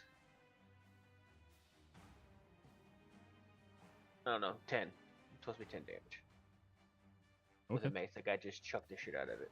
And now it gets another saving throw. Yeah, intelligence save. It's great at these. It's its best. 4. Hey, it did way better. All right. All done? Yeah, that's my turn. Next up, Elwin. This one give me a dex saving throw again. Sure can. Or 5. boop, boop, boop, boop, boop. What? 73 force damage. Okay. And it gets an intelligence save again. Failed. Yeah, it needs a nat 20. Like, go on. All done, Elwin? Can you give me 1d10, please, for my force damage? I think. Since I'm still crumbling. Yep. 3 force, and you can choose dex or strength. -1. Yeah, I'll take dex, because that would give me 2 strength. You still have 2 more strength to play with. Let's go. Am I right? No, dex. All right, shadow elementals are gonna go. Well, Vindir, because you're 30 feet away, it only has 1 enemy close by.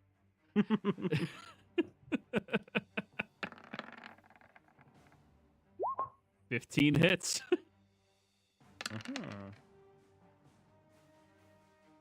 For 17. This Does one's gonna finally get its attention. it looks back, says some inaudible words, and will continue trying to attack you, Clover.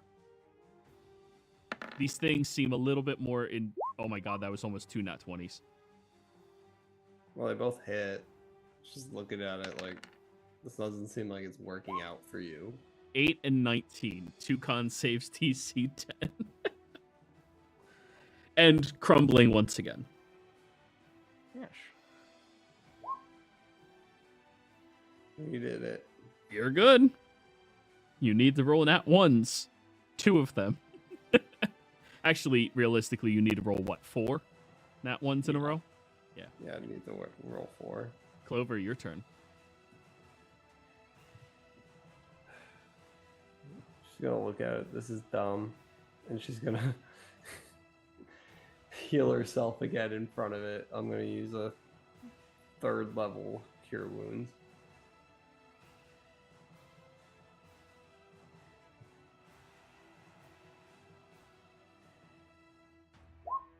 That was the first level.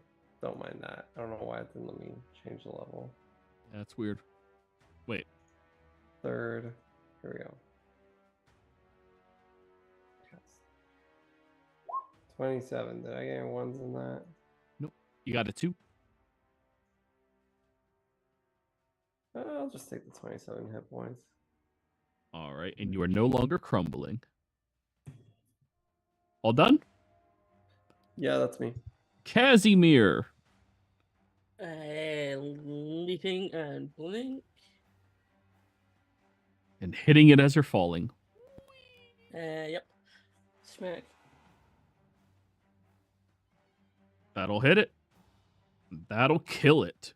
Moving onwards. Smack.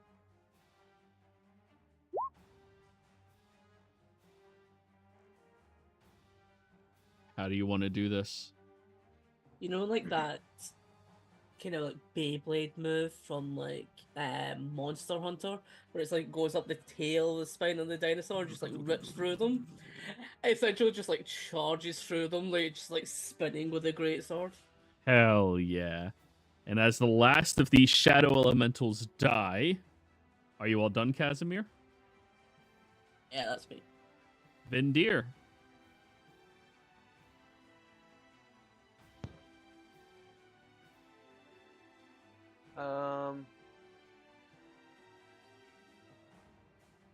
Because your character would notice, Elowin is still crumbling. Oh, okay. Where is Elowin? I don't even see him. Oh, you saw them over there a while back. They're presumably still over there.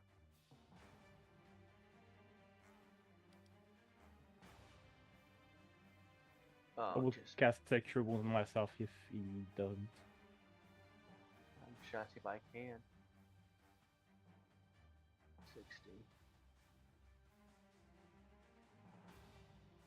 Yep. Or can just change to dragon. There you go.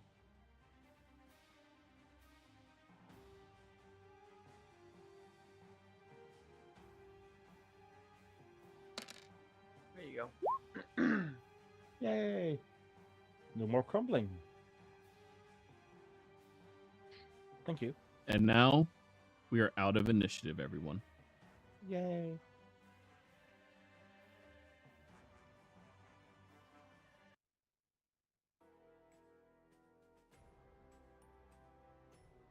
You all look at one another, beginning to catch your breath. Not that hurt overall, but very significantly wounded for some of you.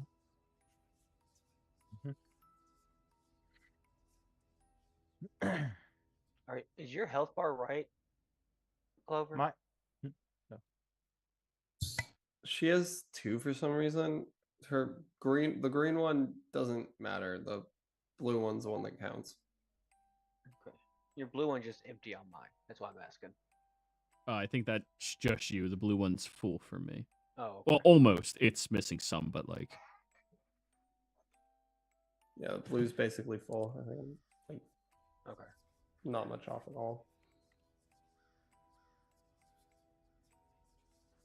I think you're the one that's hurt the most here at the moment, actually. Not even that bad, to be honest. So all these red auras, they're full of those shadow things, or? Presumably. You can roll me a religion check. Mm-hmm.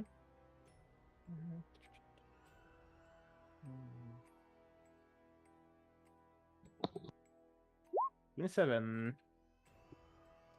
By the looks of this, they are wayward souls that only know Fendrick, presumably connected to his statue itself. And the fact that you all went past the statue, they're not intelligent enough to realize you weren't being antagonistic towards him. They just interpreted you as being antagonistic towards him, which is why they attack. So we just need to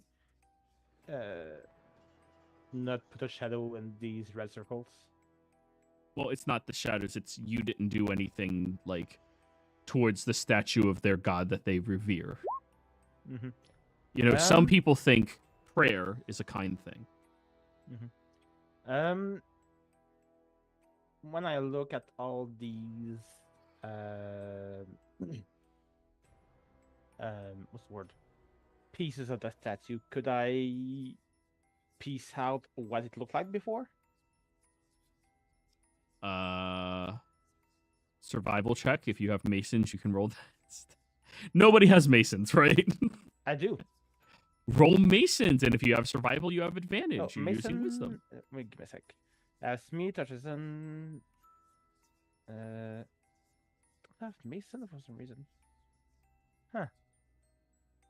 Okay, I think it's one of the 3 I don't have. Got my hopes up. What? So survival? Survival, yeah. Okay. 18. Fairly apt.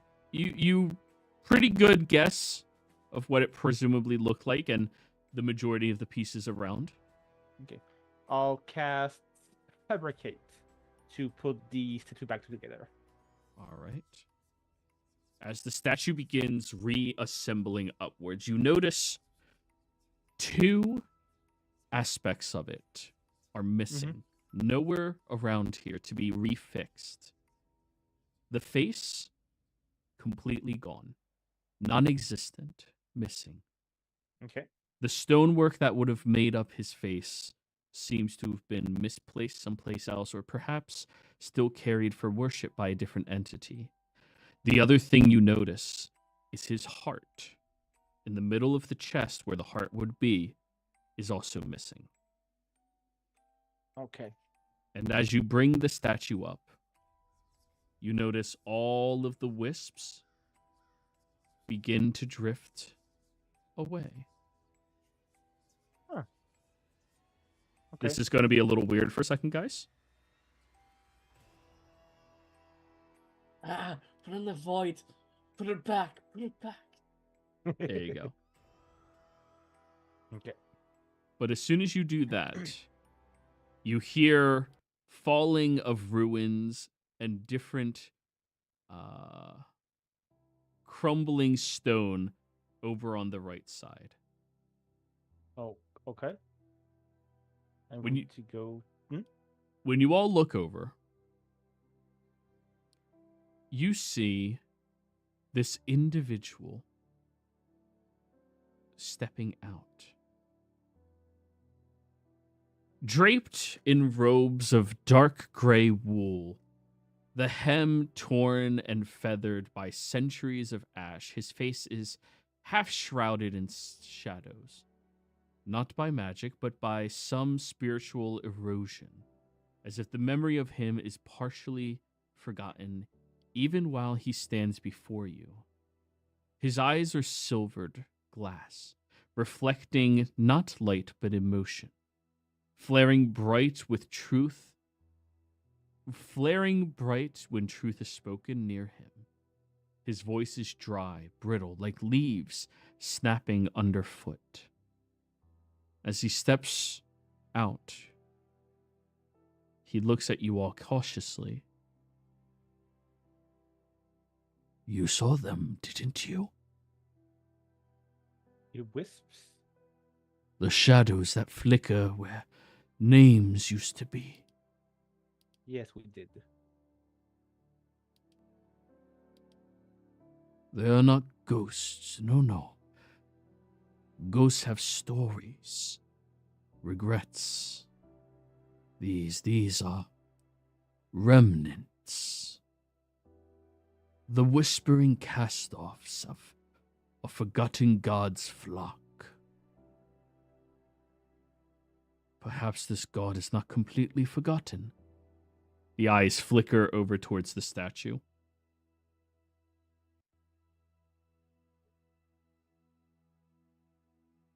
If you are here to steal, there's nothing worth taking. If you're here to preserve history, there's none worth remembering. Everything is worth remembering. That is false. And who might you be?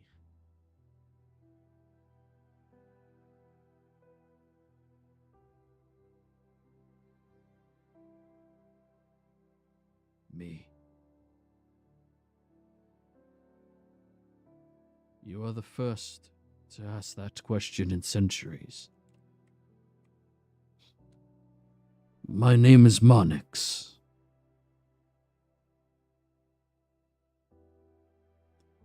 I am a fool convinced to stay here.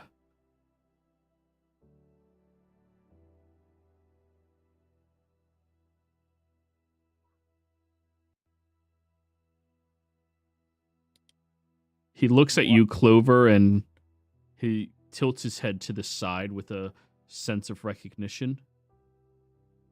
There's no grave ancient enough for a god that you can pillage from. What? I told you last time you were here, you may not pillage from this god. There's no time restraints on mourning in graves. 100-year law. He spits on the ground. You know the 100-year law is an archaeologist's law.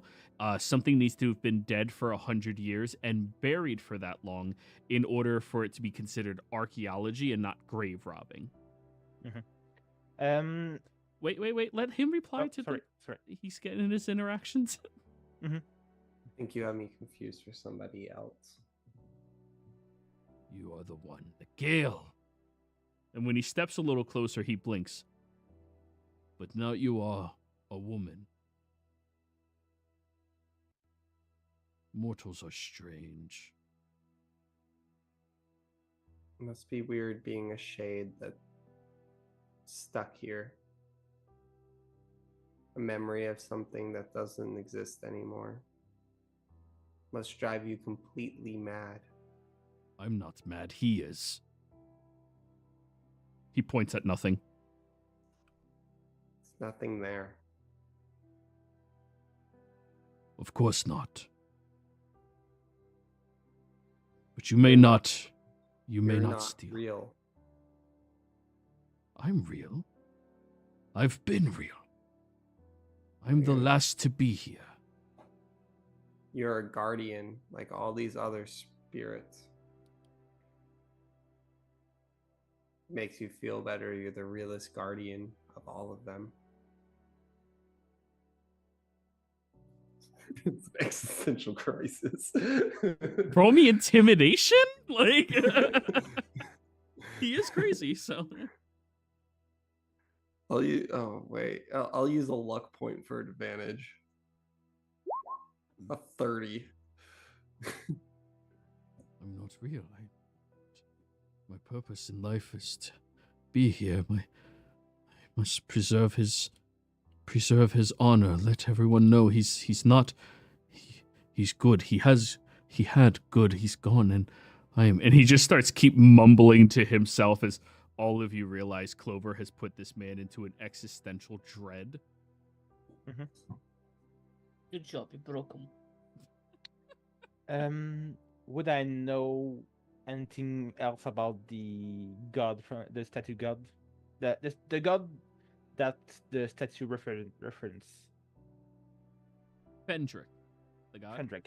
Here, let me type it out for you. Write it down in your notes because he's kind of a very pivotal character to this story.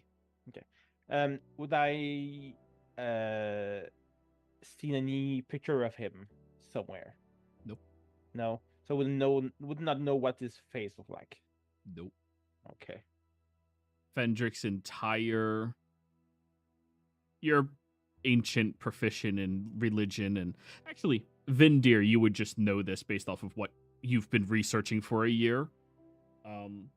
Fendrick's entire visage is removed. Nobody remembers what he looked like. There's no illustrations. There's no descriptions. Nothing. So a literal smear campaign. Yes. I kind of want to do something, but it will be so fucking stupid. Anyway, No. Oh, what's the name? Just give it to Guy Jesus, the one. Oh. So you knew. Oh, so I'm gonna ask the NPC. So you knew Fendrick?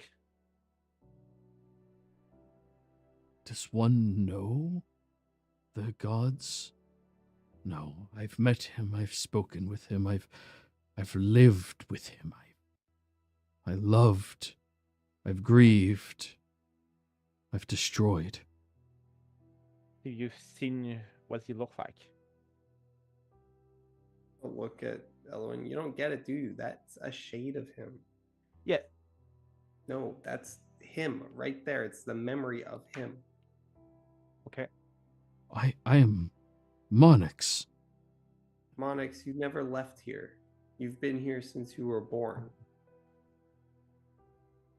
I thought I was. Was I not born someplace else? No. I thought I was born someplace else. There was a world. It was ruled, and the gnomes they became tyrants, and they coaxed.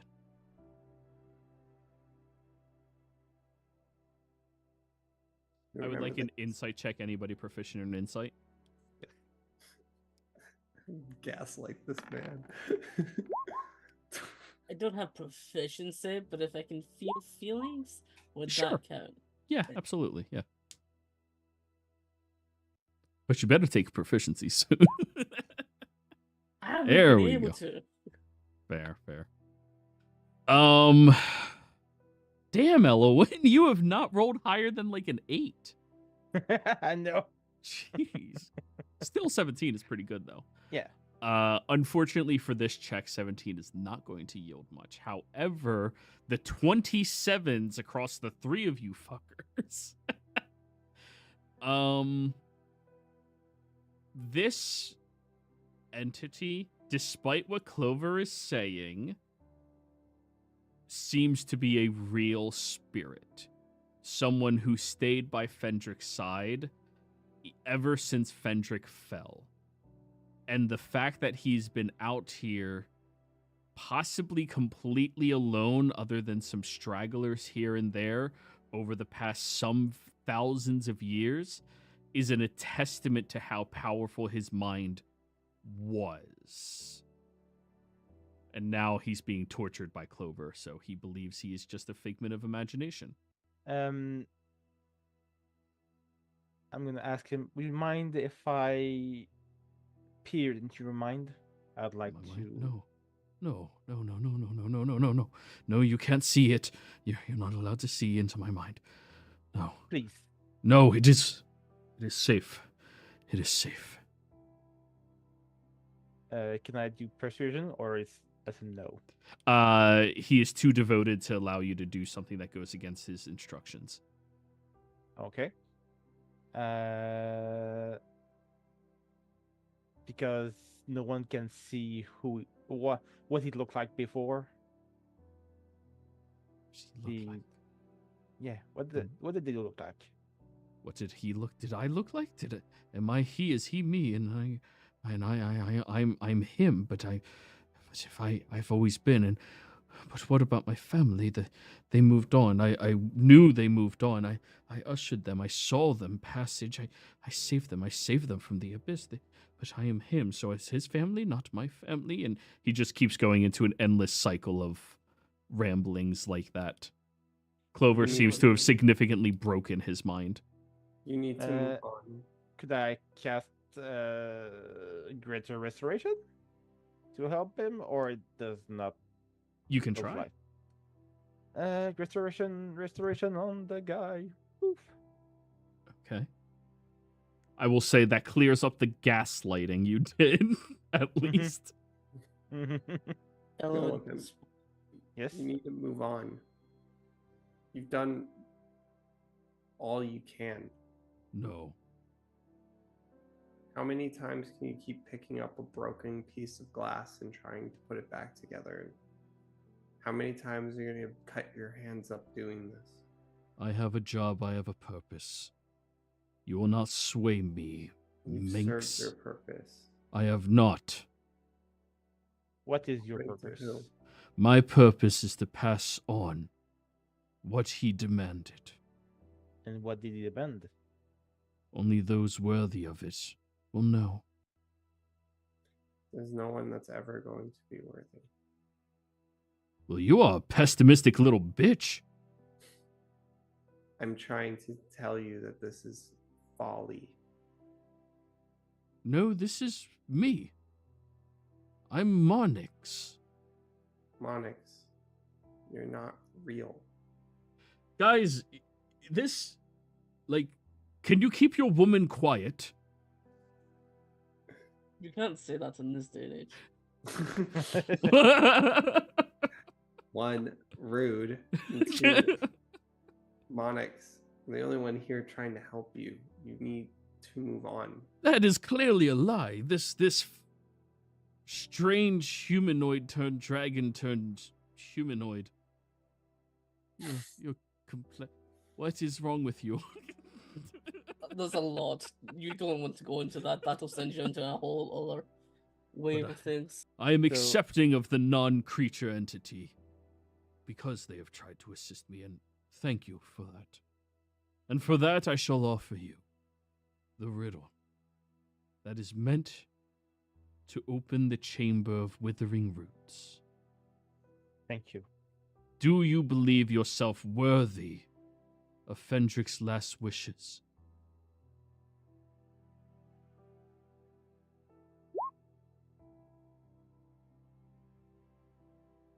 I want to be worthy.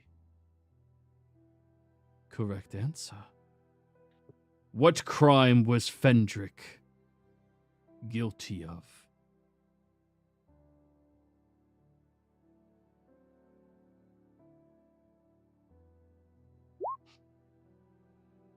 Do any of you have food, by the way? It's a few days away back in town. That's unfortunate. I'll um We don't have food. We don't have. We don't have anything. How many times must this lesson be taught? How many times we have to teach you this lesson, old man? Do you want me to answer the questions again for you, or you got this, Elwyn? It is their guess on this one. If you want to believe yourself worthy, then you have known of Fendrick, you have learned of him. You came here seeking of the knowledge, I can glean it. What crime is he? Did he commit? What is he guilty of? Was it? Can I think it was said earlier. When you were speaking with the Raven Queen, she kind of went into very excruciating details about this individual. Yeah, I If you would like to phone a friend, I believe Casimir and Vindir keep very good notes. Yes. No offense, Wyatt, you weren't here last week, so I figured your notes would I'd be like to phone decent. Casimir, please. You phoned the wrong one. And Vidir?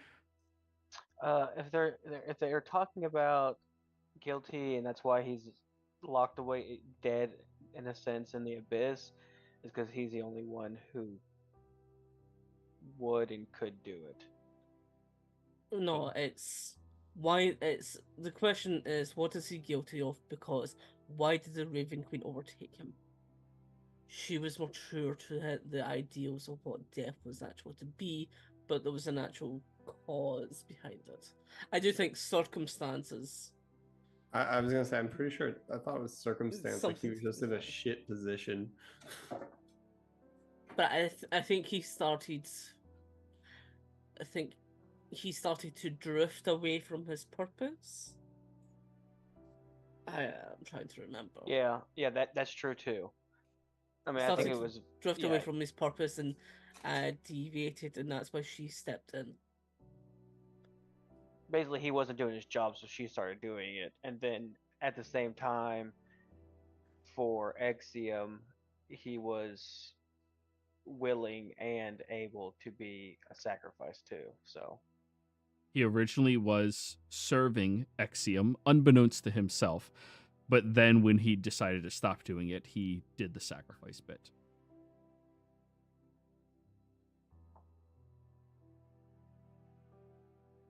So what was the he's- question again?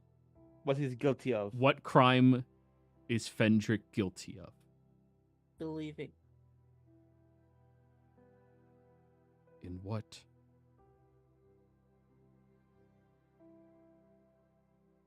And hoping that he was doing the right thing. Didn't turn out that way, but he hoped, he believed, he trusted. It just turned out to be wrong. He's guilty of being a fan of All Star because he's a believer. No. um, he's guilty of. God damn it. Of. Away from his purpose. Yeah, the divine. God damn it. Of his purpose, what Casimir said. Is that your final answer? Yes. No, he's guilty of defying the gods' will. Do you just allow your woman to keep speaking, like, freely? That's what it is. He defied what he was supposed to do. Yes, purpose kind of encompasses that, but he defied literally order. Back in my day. Oh, I have an idea who I can phone. Narrator. What is I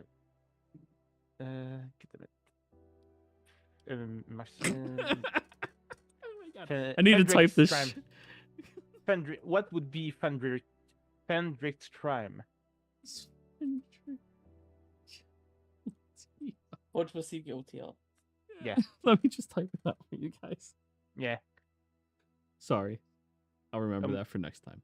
Yeah, I'm gonna ask the narrator. The narrator. Who the fuck is that? The narrator man. was curious, for he could tell that Monix was asking a very serious question. But to what was he judging crime based upon? The narrator pondered. Perhaps it was the crime that is clearly laid out based upon the Pantheon's opinion. Then, the narrator took note of Monix's eyes, seeking truth and being of devotion. Wondering aloud, perhaps the crime is something that Monix seeks to know about. Or perhaps it is one that they bane and regret. But only 3 options rise to the narrator's forefront. Then he grew solemn and deeply concentrated.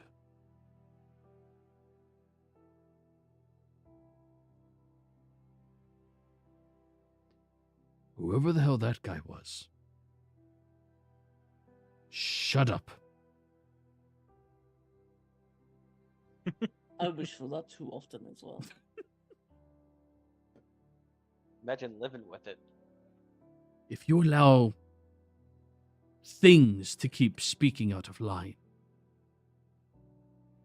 If you allow us passage and accept any of the answers we gave, you won't need to deal with them.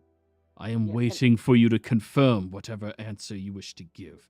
You all just threw out a skew of multiple different words and multiple different assumptions. I need an answer, not questions. I'd say he's guilty of defying the Pantheon in the Pantheon eyes.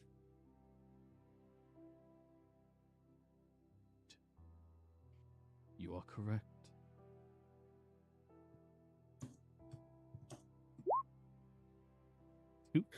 Yeah. Yeah, but you're the one that gaslit him, so he's gonna like. Now, do you believe that Fendrick was a god of a particular nature? If so, which nature? I believe in miracles. Where? Was indeed the god of death? Well, I mean that, yeah. But what was his nature? Nature.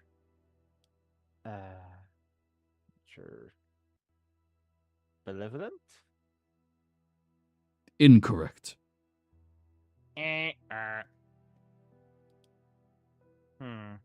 One other may attempt.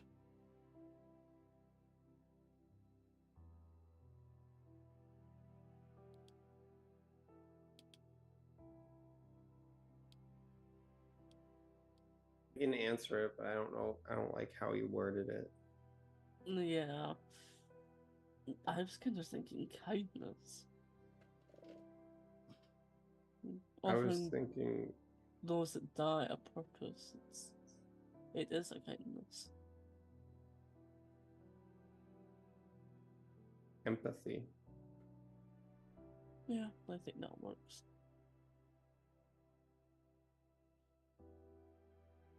The ability to see past oneself and see into somebody else. See their struggle and take it as your own. It's empathy. It's what drove him to change his ways. It's what made him your friend. That's my answer. The young woman clearly has been allotted many books to read. Good on you, sir. Why do you keep on Correct. thinking we're like slavers or something? He's What? thousands of years old. Is that not your wife? What about that one? That's a woman. The dragon. That's a woman? Yes. Picking my boobs. Yes. I thought you were a dragon, not dragon person thing. I'm. Wait, so are you two escorting unmarried women on adventures? Saying time has changed things. Weird. But what if they Indeed. became pregnant? Ekra, do you I'm want to explain dead. this one? One does not nullify the other. What'd you say to Ekra? Ekra, you wanna handle this one? No, I'm having fun in the bag. Just Ekra would give this man a heart attack. Don't do that. That's Wow. he's thousands of years old, guys. The OG What? pantheon. He's gonna be fucked. We answered your questions, and I don't find myself worthy or anything like that. But I think it's your time to move on. No, not Us yet. answering those questions are the sign that this is the time. There's still two more things I'm responsible for.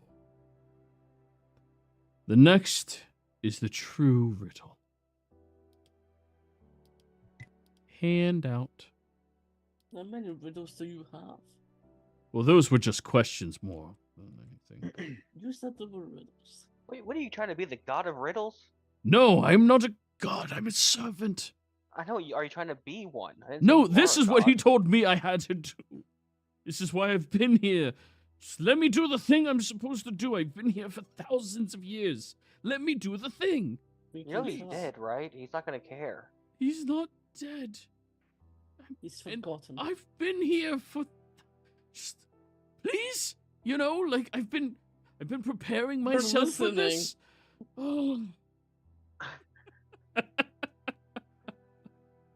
Anyways, 3 roots bind the hollow bellow.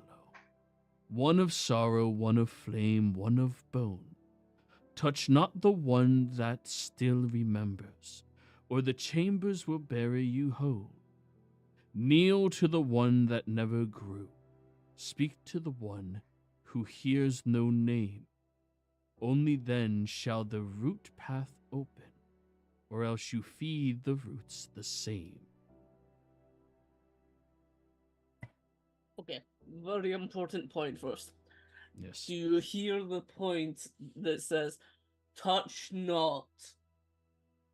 It's more specific in this element. Touch not. Don't Yes. touch. Don't touch sorrow. Don't touch. Don't. Kneel in front of the flame and speak to the bones, because the dead don't hear anything. Sorrow's the only one who remembers, because sorrow is holding on to something that's gone. It's so weird playing an intelligent, normal character. I know. It's and one that gaslights it. The man's been waiting thousands of years to do this. Let him do his thing. And out of character, this NPC has been here in this community for over 5 years, and nobody's seen him yet. Nathan saw him. Yeah. But like no player No has seen character, him. yeah. Yeah. So where's Sorrow? Where Are you indeed. Sorrow? Your Sorrow. Don't touch him. I'm gonna look at Elo. Too late for that. Greater Restoration. Oh fuck. Why would you give him something we auto fail? He's not touching sorrow. It says the roots below. Is there a specific place? You said that there was an inner heart to this place. There is a sanctum, a library. Ooh. Would you take this up? I will. Thank you. Let me group you all together real quick. It's so much easier than me doing like adjusting your tokens visions and shit over and over I'm again. just going to remove. Now he's Oops, never mind. escorting us. Now it's his fault. Oops. Big map. Yeah, it is. We got maps. Maps for days. As he wanders inwards towards the collapsed building, he brings you forth into one of the few remnants that still stand. As you were passing by, guys, before you ventured... Damn, I'm just describing shit. From now on, I'm not bringing you guys onto maps until after I describe shit. As you all begin... Clover? Stop it. Bad. There you go. As you all enter in here, you begin to see the different shelves written in Celestial. Whom here reads Celestial? I'll just cast tongue. Clover. All right, so Elowin and Clover, that's it? Mm-hmm. Okay. And you Oh, don't I know? speak I speak Celestial as well. Sorry, Okay. I forgot. You I don't know that see nonsense. you see these various different shelves. Written upon it is names of towns, ancient ones, and then alphabetical names of individuals. I need the three of you to roll insight check.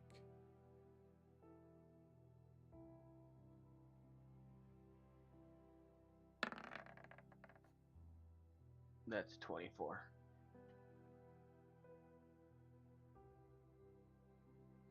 Nat 20 for Clover. That's almost as good as a 22. Almost. Almost. So, all three of you come to the realization that these shelves are full of the original people The people who came before time, before death, before shadow fell. The original created souls that were to be reincarnated over and over again.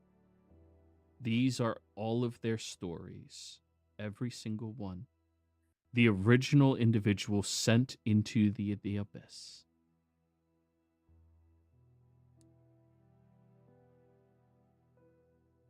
Hmm. Can you give me the handout again, please? Give you the what? The handout for the Oh, yes. And here you are. Also, if you double click the top of the bar, it'll just turn it, like, allow it to sit in the background, and then you can double click it to pop it back out again. Okay, good. Yep.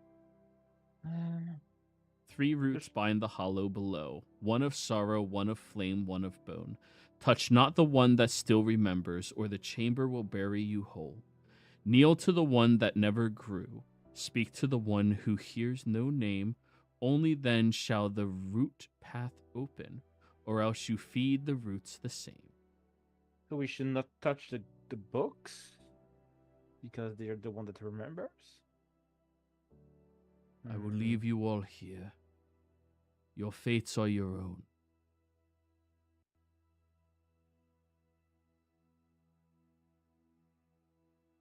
And Marnix just sits down on the floor, crisscross applesauce, holding his staff.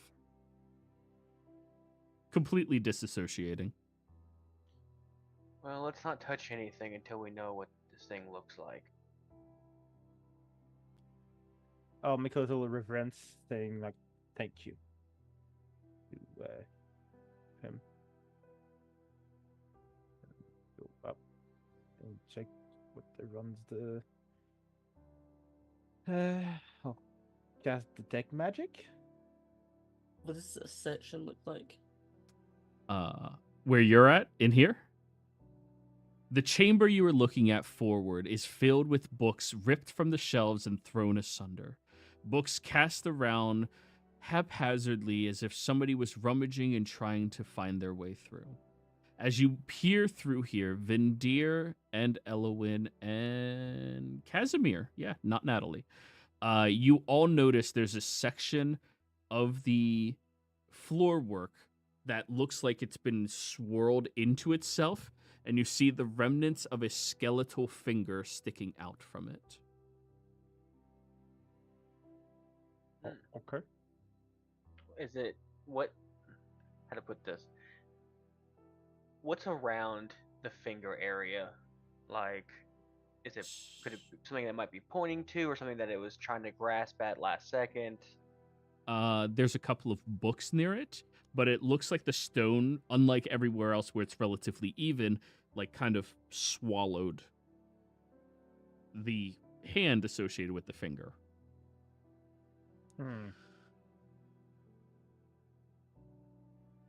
Someone Who's came gonna here. speak to the finger? Don't do it yet. Not until we have all the pieces together. That's what I think. Yeah, let's find all 3 before we decide to Yeah. speak or kneel or What's touch. this tattoo here?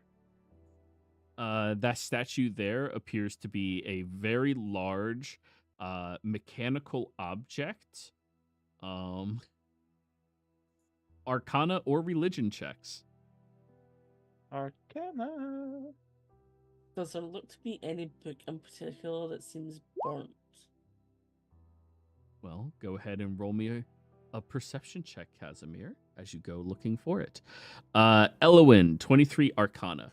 That is a statue of a Marut. Marut. An inevitable? Oh shit. Okay. Yes. Oh. Is it still Marut or is it a Marut? It is a statue of a Marut. That's what it looks like. Mm-hmm. 39. Nice. Wait. No, sorry. 22. Yeah, I was waiting for it. I was like, I don't have advantage on this. We love 22. Actually, that's a 30 because the Hemocraft die. Yeah, no, I didn't roll that. 22. Okay. I was when I was like, oh, 31. Let's see how I can get this. moving through here, you do find over on this shelf over here, Casimir. You see my ping? Yep.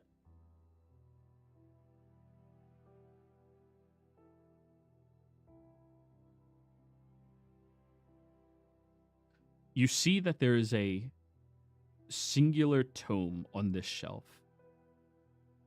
When you look at it, the name on it is completely charred off. And it seems to be the only one here like that. The rest of them have age, decay upon them, but this is the only one that looks burnt. Might have found the flame. Just kind of like tell the rest of the group.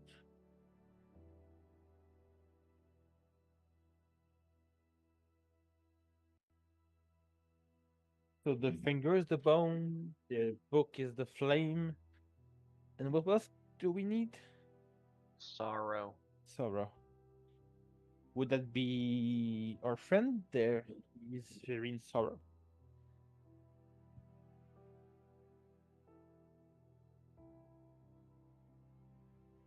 That or another book.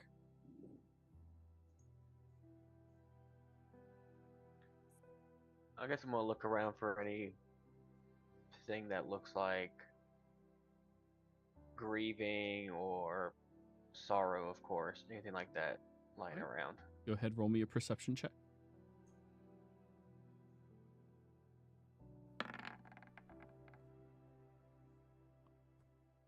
So a 40?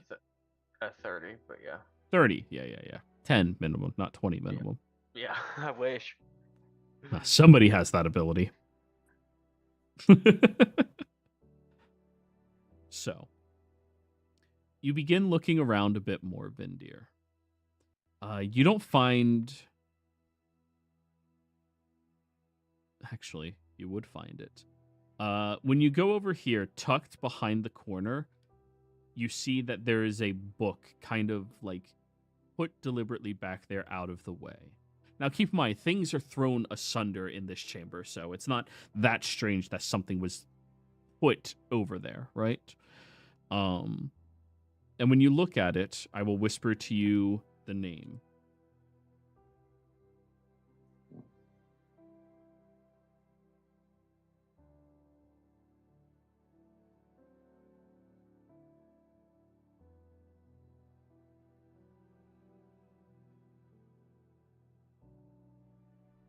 Okay. I'm gonna just stand right here.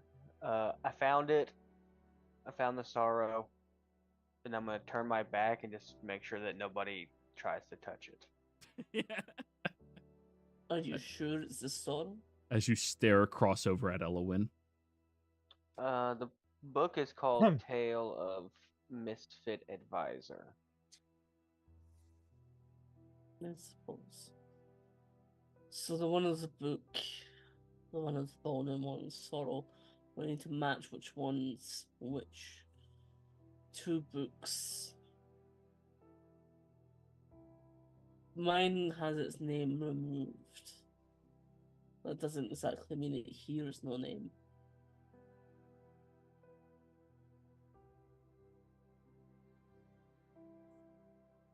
Kneeling to the one that never grew would be Fire, because it only went out on that book. Never grew into a fire that burned this place down like they wanted to in that circle where that bone is. Someone's gonna have to speak to that. so don't touch the book that still remembers. Okay. Kneel to the one that never grew, the flame. The Scottish name is probably of the one that's passed, and speak to the skeleton. What we're trying I to guess do. I'll. You guys mind if I spoke to his cousin?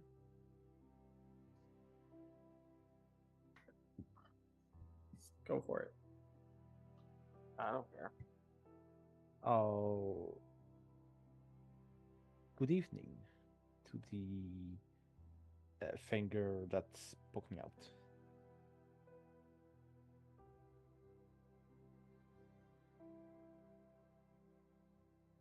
Anything happening? Not that you can notice. Someone should come kneel to this book. Casimir's too prideful to do it. But as a passing element, you gotta say it in Celestial. Oh, right.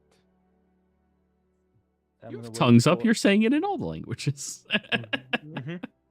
But I'm gonna wait for someone to kneel to the burned book. I usually don't like fire, but I'll kneel in front of this. Just gonna kneel in front of the burning book, the burnt book, and And say a then prayer. I'll ask. I'll say good evening again to the finger.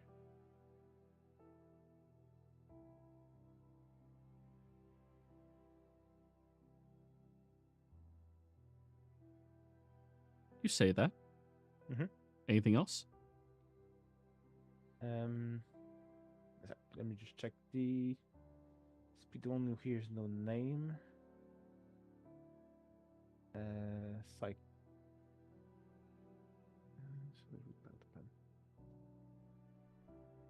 Would you kindly open this path for us?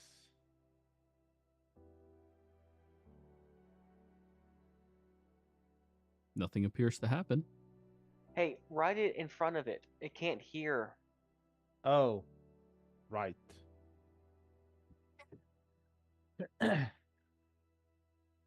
I'll g- um use some chalk to write. Please open the path for us.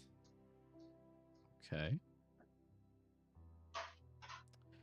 You write that down. Clover, immediately you see the book in front of you flies off the shelf and slams to the ground. The first page opens. You look down, and written in Celestial, to be born of circumstance was the greatest punishment of all.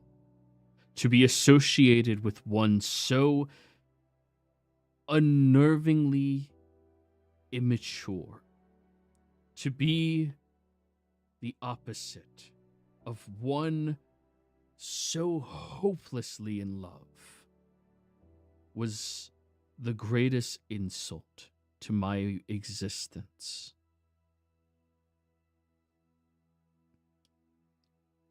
Vindir, from behind you, you begin to hear words.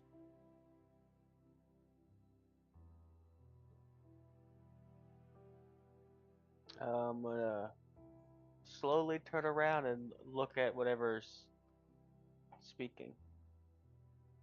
Seems like the words are coming from that book. Hmm. But you can't quite hear it. I'm gonna look to see if anybody else can hear the book.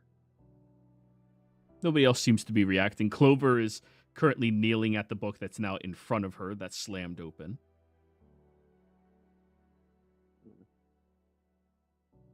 I'm gonna just try to ignore it. Okay. It might be a test. Okay. So, as you are sitting there, Elowin, you don't. Mhm. You notice the other things happening around the chamber, but nothing changed for you as you wrote it. Mm-hmm.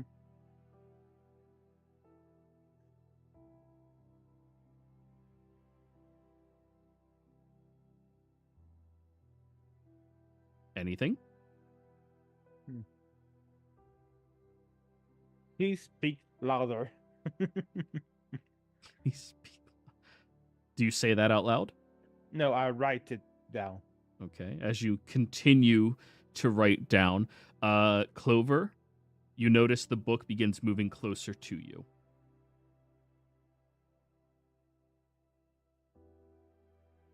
As it flips to the next page.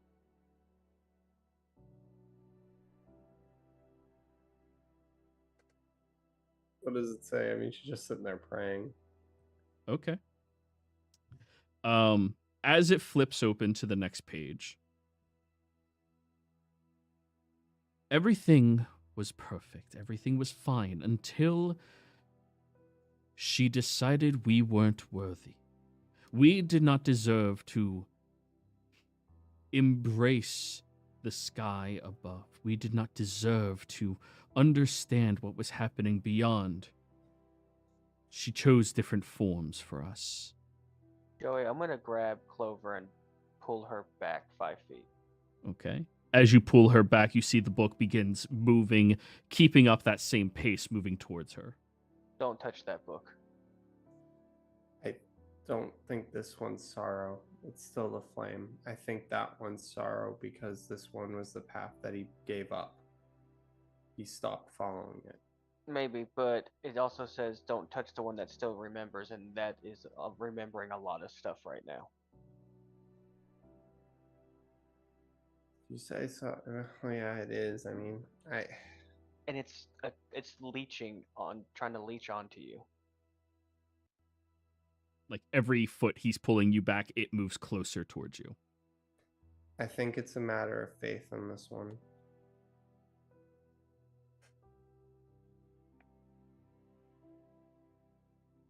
I don't know if we have this right. And I'm gonna back up since Clover thinks she might have it right. I don't want to get sucked into into a hole. The ground. Okay. Casimir, when Vindir moved away, you began hearing the whispers from that book, but you could feel it. Sadness. The same type of sadness you experienced when Cassandra died. From yourself, from everybody that loved her. The same sadness you felt when Liara died. Both of that emanating from that corner. And when Vindir steps closer towards it, you stop feeling it and hearing it. The one here is definitely the one for sorrow. That doesn't mean it's not to be touched.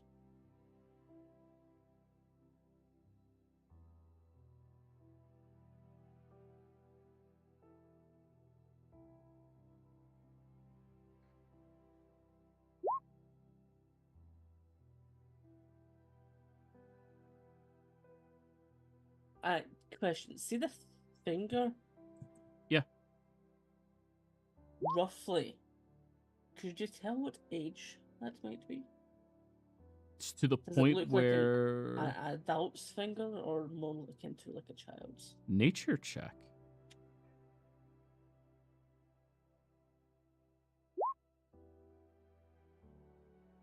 Let me add a dice on this one.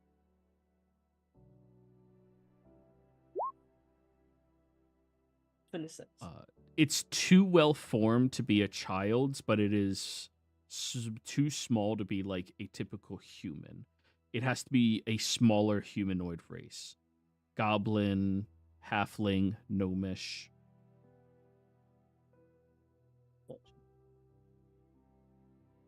Each release.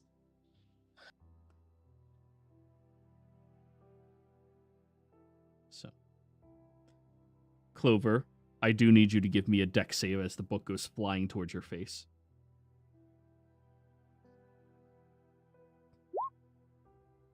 You luckily dodge out of the way as the book seems to be much more hostile towards you. Vindir, kneel at this one. Okay. We're still not touching it, so kneel anyway.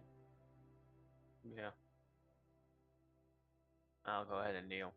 All right.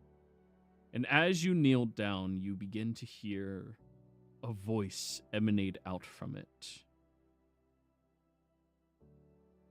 Well, hey there. Hi. Can you hear me? Hello? Who's it talking to? I I was kind of hoping you'd tell me. um, I don't know. But is everything okay? I haven't heard anybody in a long time. Mm.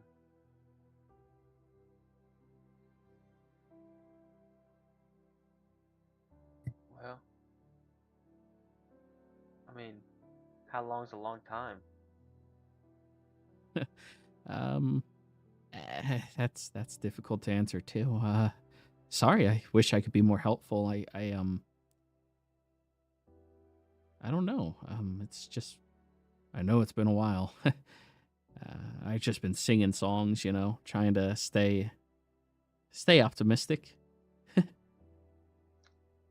Okay.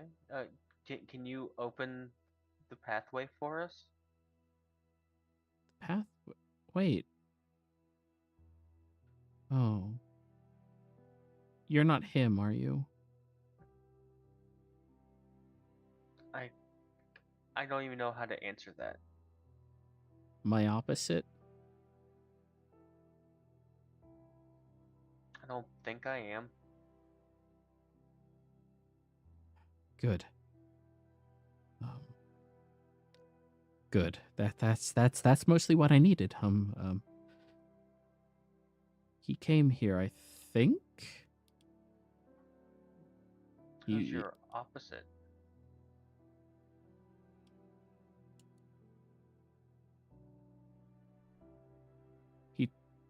I'm not sure, but he told me his name was Zarek.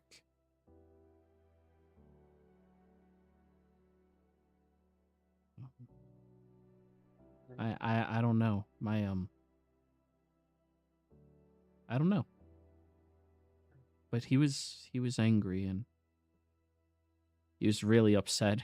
He tried I think he tried killing me. Or did he kill me? Wait, I'm not dead. Am I dead? I'm sorry. This must be a weird conversation. I don't know. Who am I?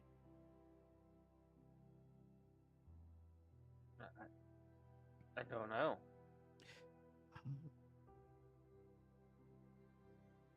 I have a feeling maybe you don't have a name.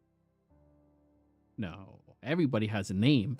Everything has a name. That's what's beautiful about it, you know? Like being able to look at something and just know that is a statue. That's even a latrine, you know? You ever really have to go to the bathroom and you see one of those things? Oh, that's awesome when you see that. And like I have a name. I don't know what. Well, what is it then? I don't know. What do you want it to be then?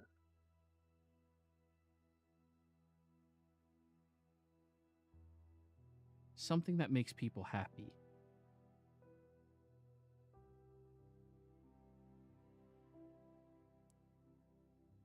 Something that when the bad guys hear it, they lay down their weapons and leave. Something honest.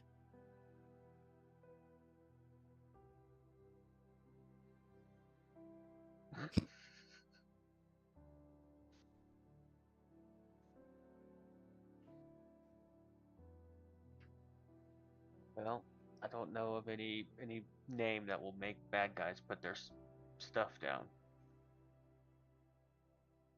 Not yet, you don't. Don't worry. The legends of... Blank. We'll just call you Blank for right now. Hey, if that makes life easier. But you're not Zarek. none of those other people are Zarek, right? You're sure?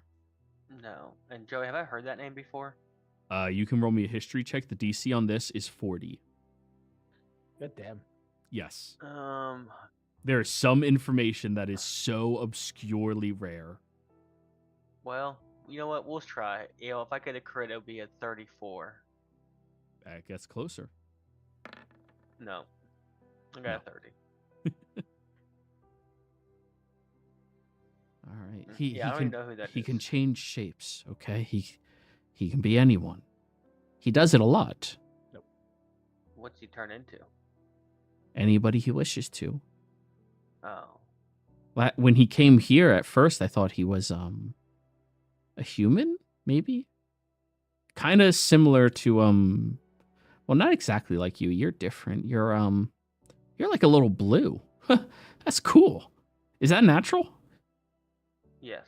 Oh, that's awesome. Wow. Oh, sorry. Yeah, he was like you but pale, you know. I don't know if you've ever met a human before, right? I'm well traveled. Oh, okay. Okay, nice. Good for you, man. I've only seen a few, but he was traveling with another one, and then he when he found me, he turned into a gnome. And he seemed really angry about me. Why would he be mad at you? I think I did something to him. I tried apologizing, but I don't remember.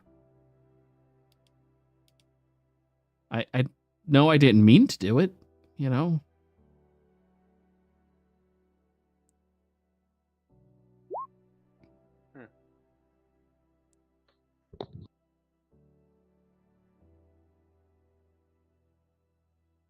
But yeah, if you need me to open up the floor, I can ask it to. Just no matter what you do, don't let Zarek in, okay? I don't know a whole lot. I'm sorry. I wish I knew more, but I know that's bad.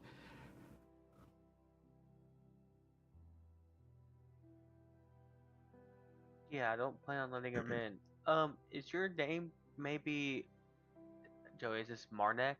Marnax was the guy. Marnax. Is your name maybe your name is Marnax? What? No. No. Wait, you know Marnie? Oh, I loved Marnie. He was so nice. Great guy. A little old-fashioned for my taste. He was really into those ravens, you know what I'm saying? But you know, when you got him a couple of drinks deep, he was so lovely to talk to. He just wanted so much out of life, and his dreams are amazing. How is Marnie? Oh, I just was throwing a name out there randomly. I don't know who. Oh, you don't know is, I'm Marnie? sorry. Oh, No. okay. Wow, that's a coincidence. Yeah. Well, we won't let honestly, unless you open the door to somebody else besides people that are here right now, we're not gonna let anybody else in. Okay, good. Make sure you do that, okay? Because like that's it's real bad. I don't know why. Of course, I wish I could tell you. Hey,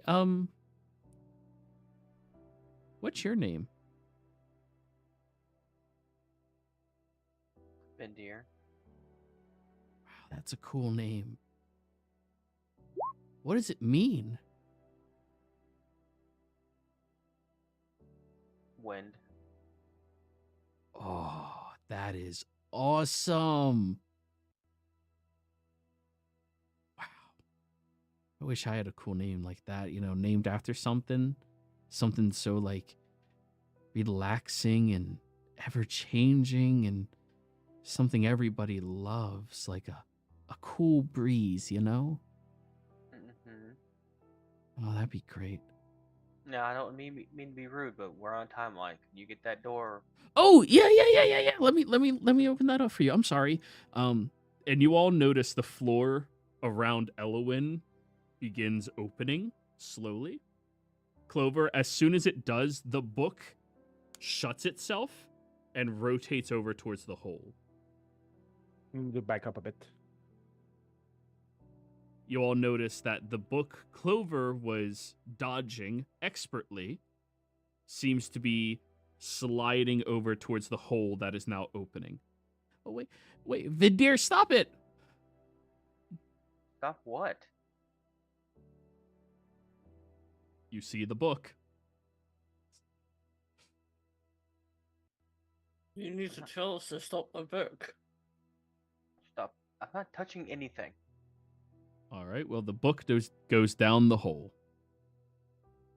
Can I try to stop it? Sure, sleight of hand check, Casimir. Can I do a thorn whip? A thorn. This is reactionary, so unfortunately, no. It'll be a sleight of hand to try to catch it.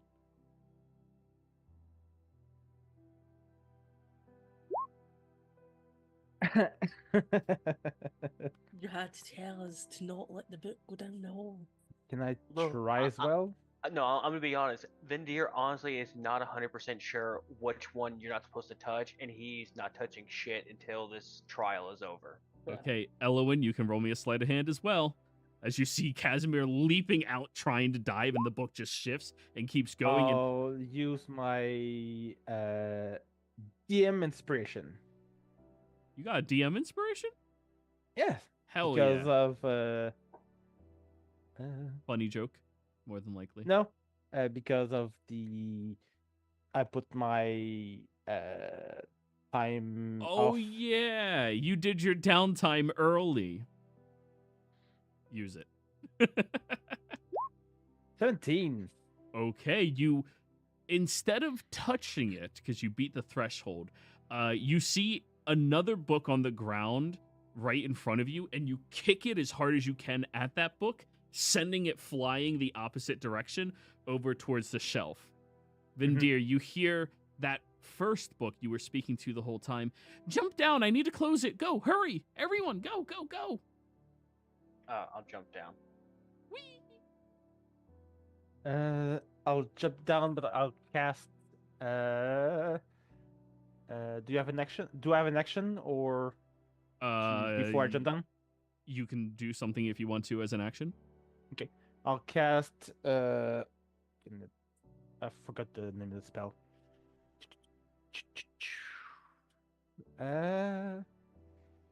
Demi-plane.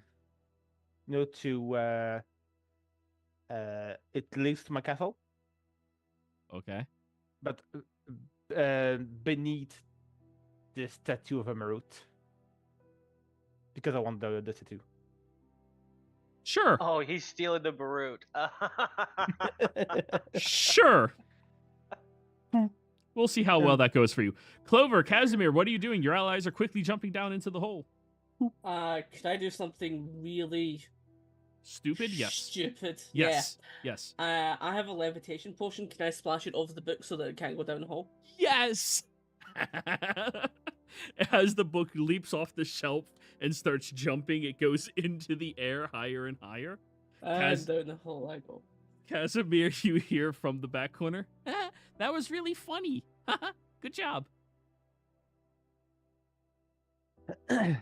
Clover's just gonna tap her heels and then float down the hole. Nice. And as the four of you descend into this pitch black void, you begin to see a light emanate out underneath you after falling for some 30 seconds. And when we come back next week, we will see what remains of Fendrick's loom. Players, thank you all very much for playing. Viewers, thank you for watching. Hope you all had a great time. We'll see you next time. Goodbye. So we'll see if I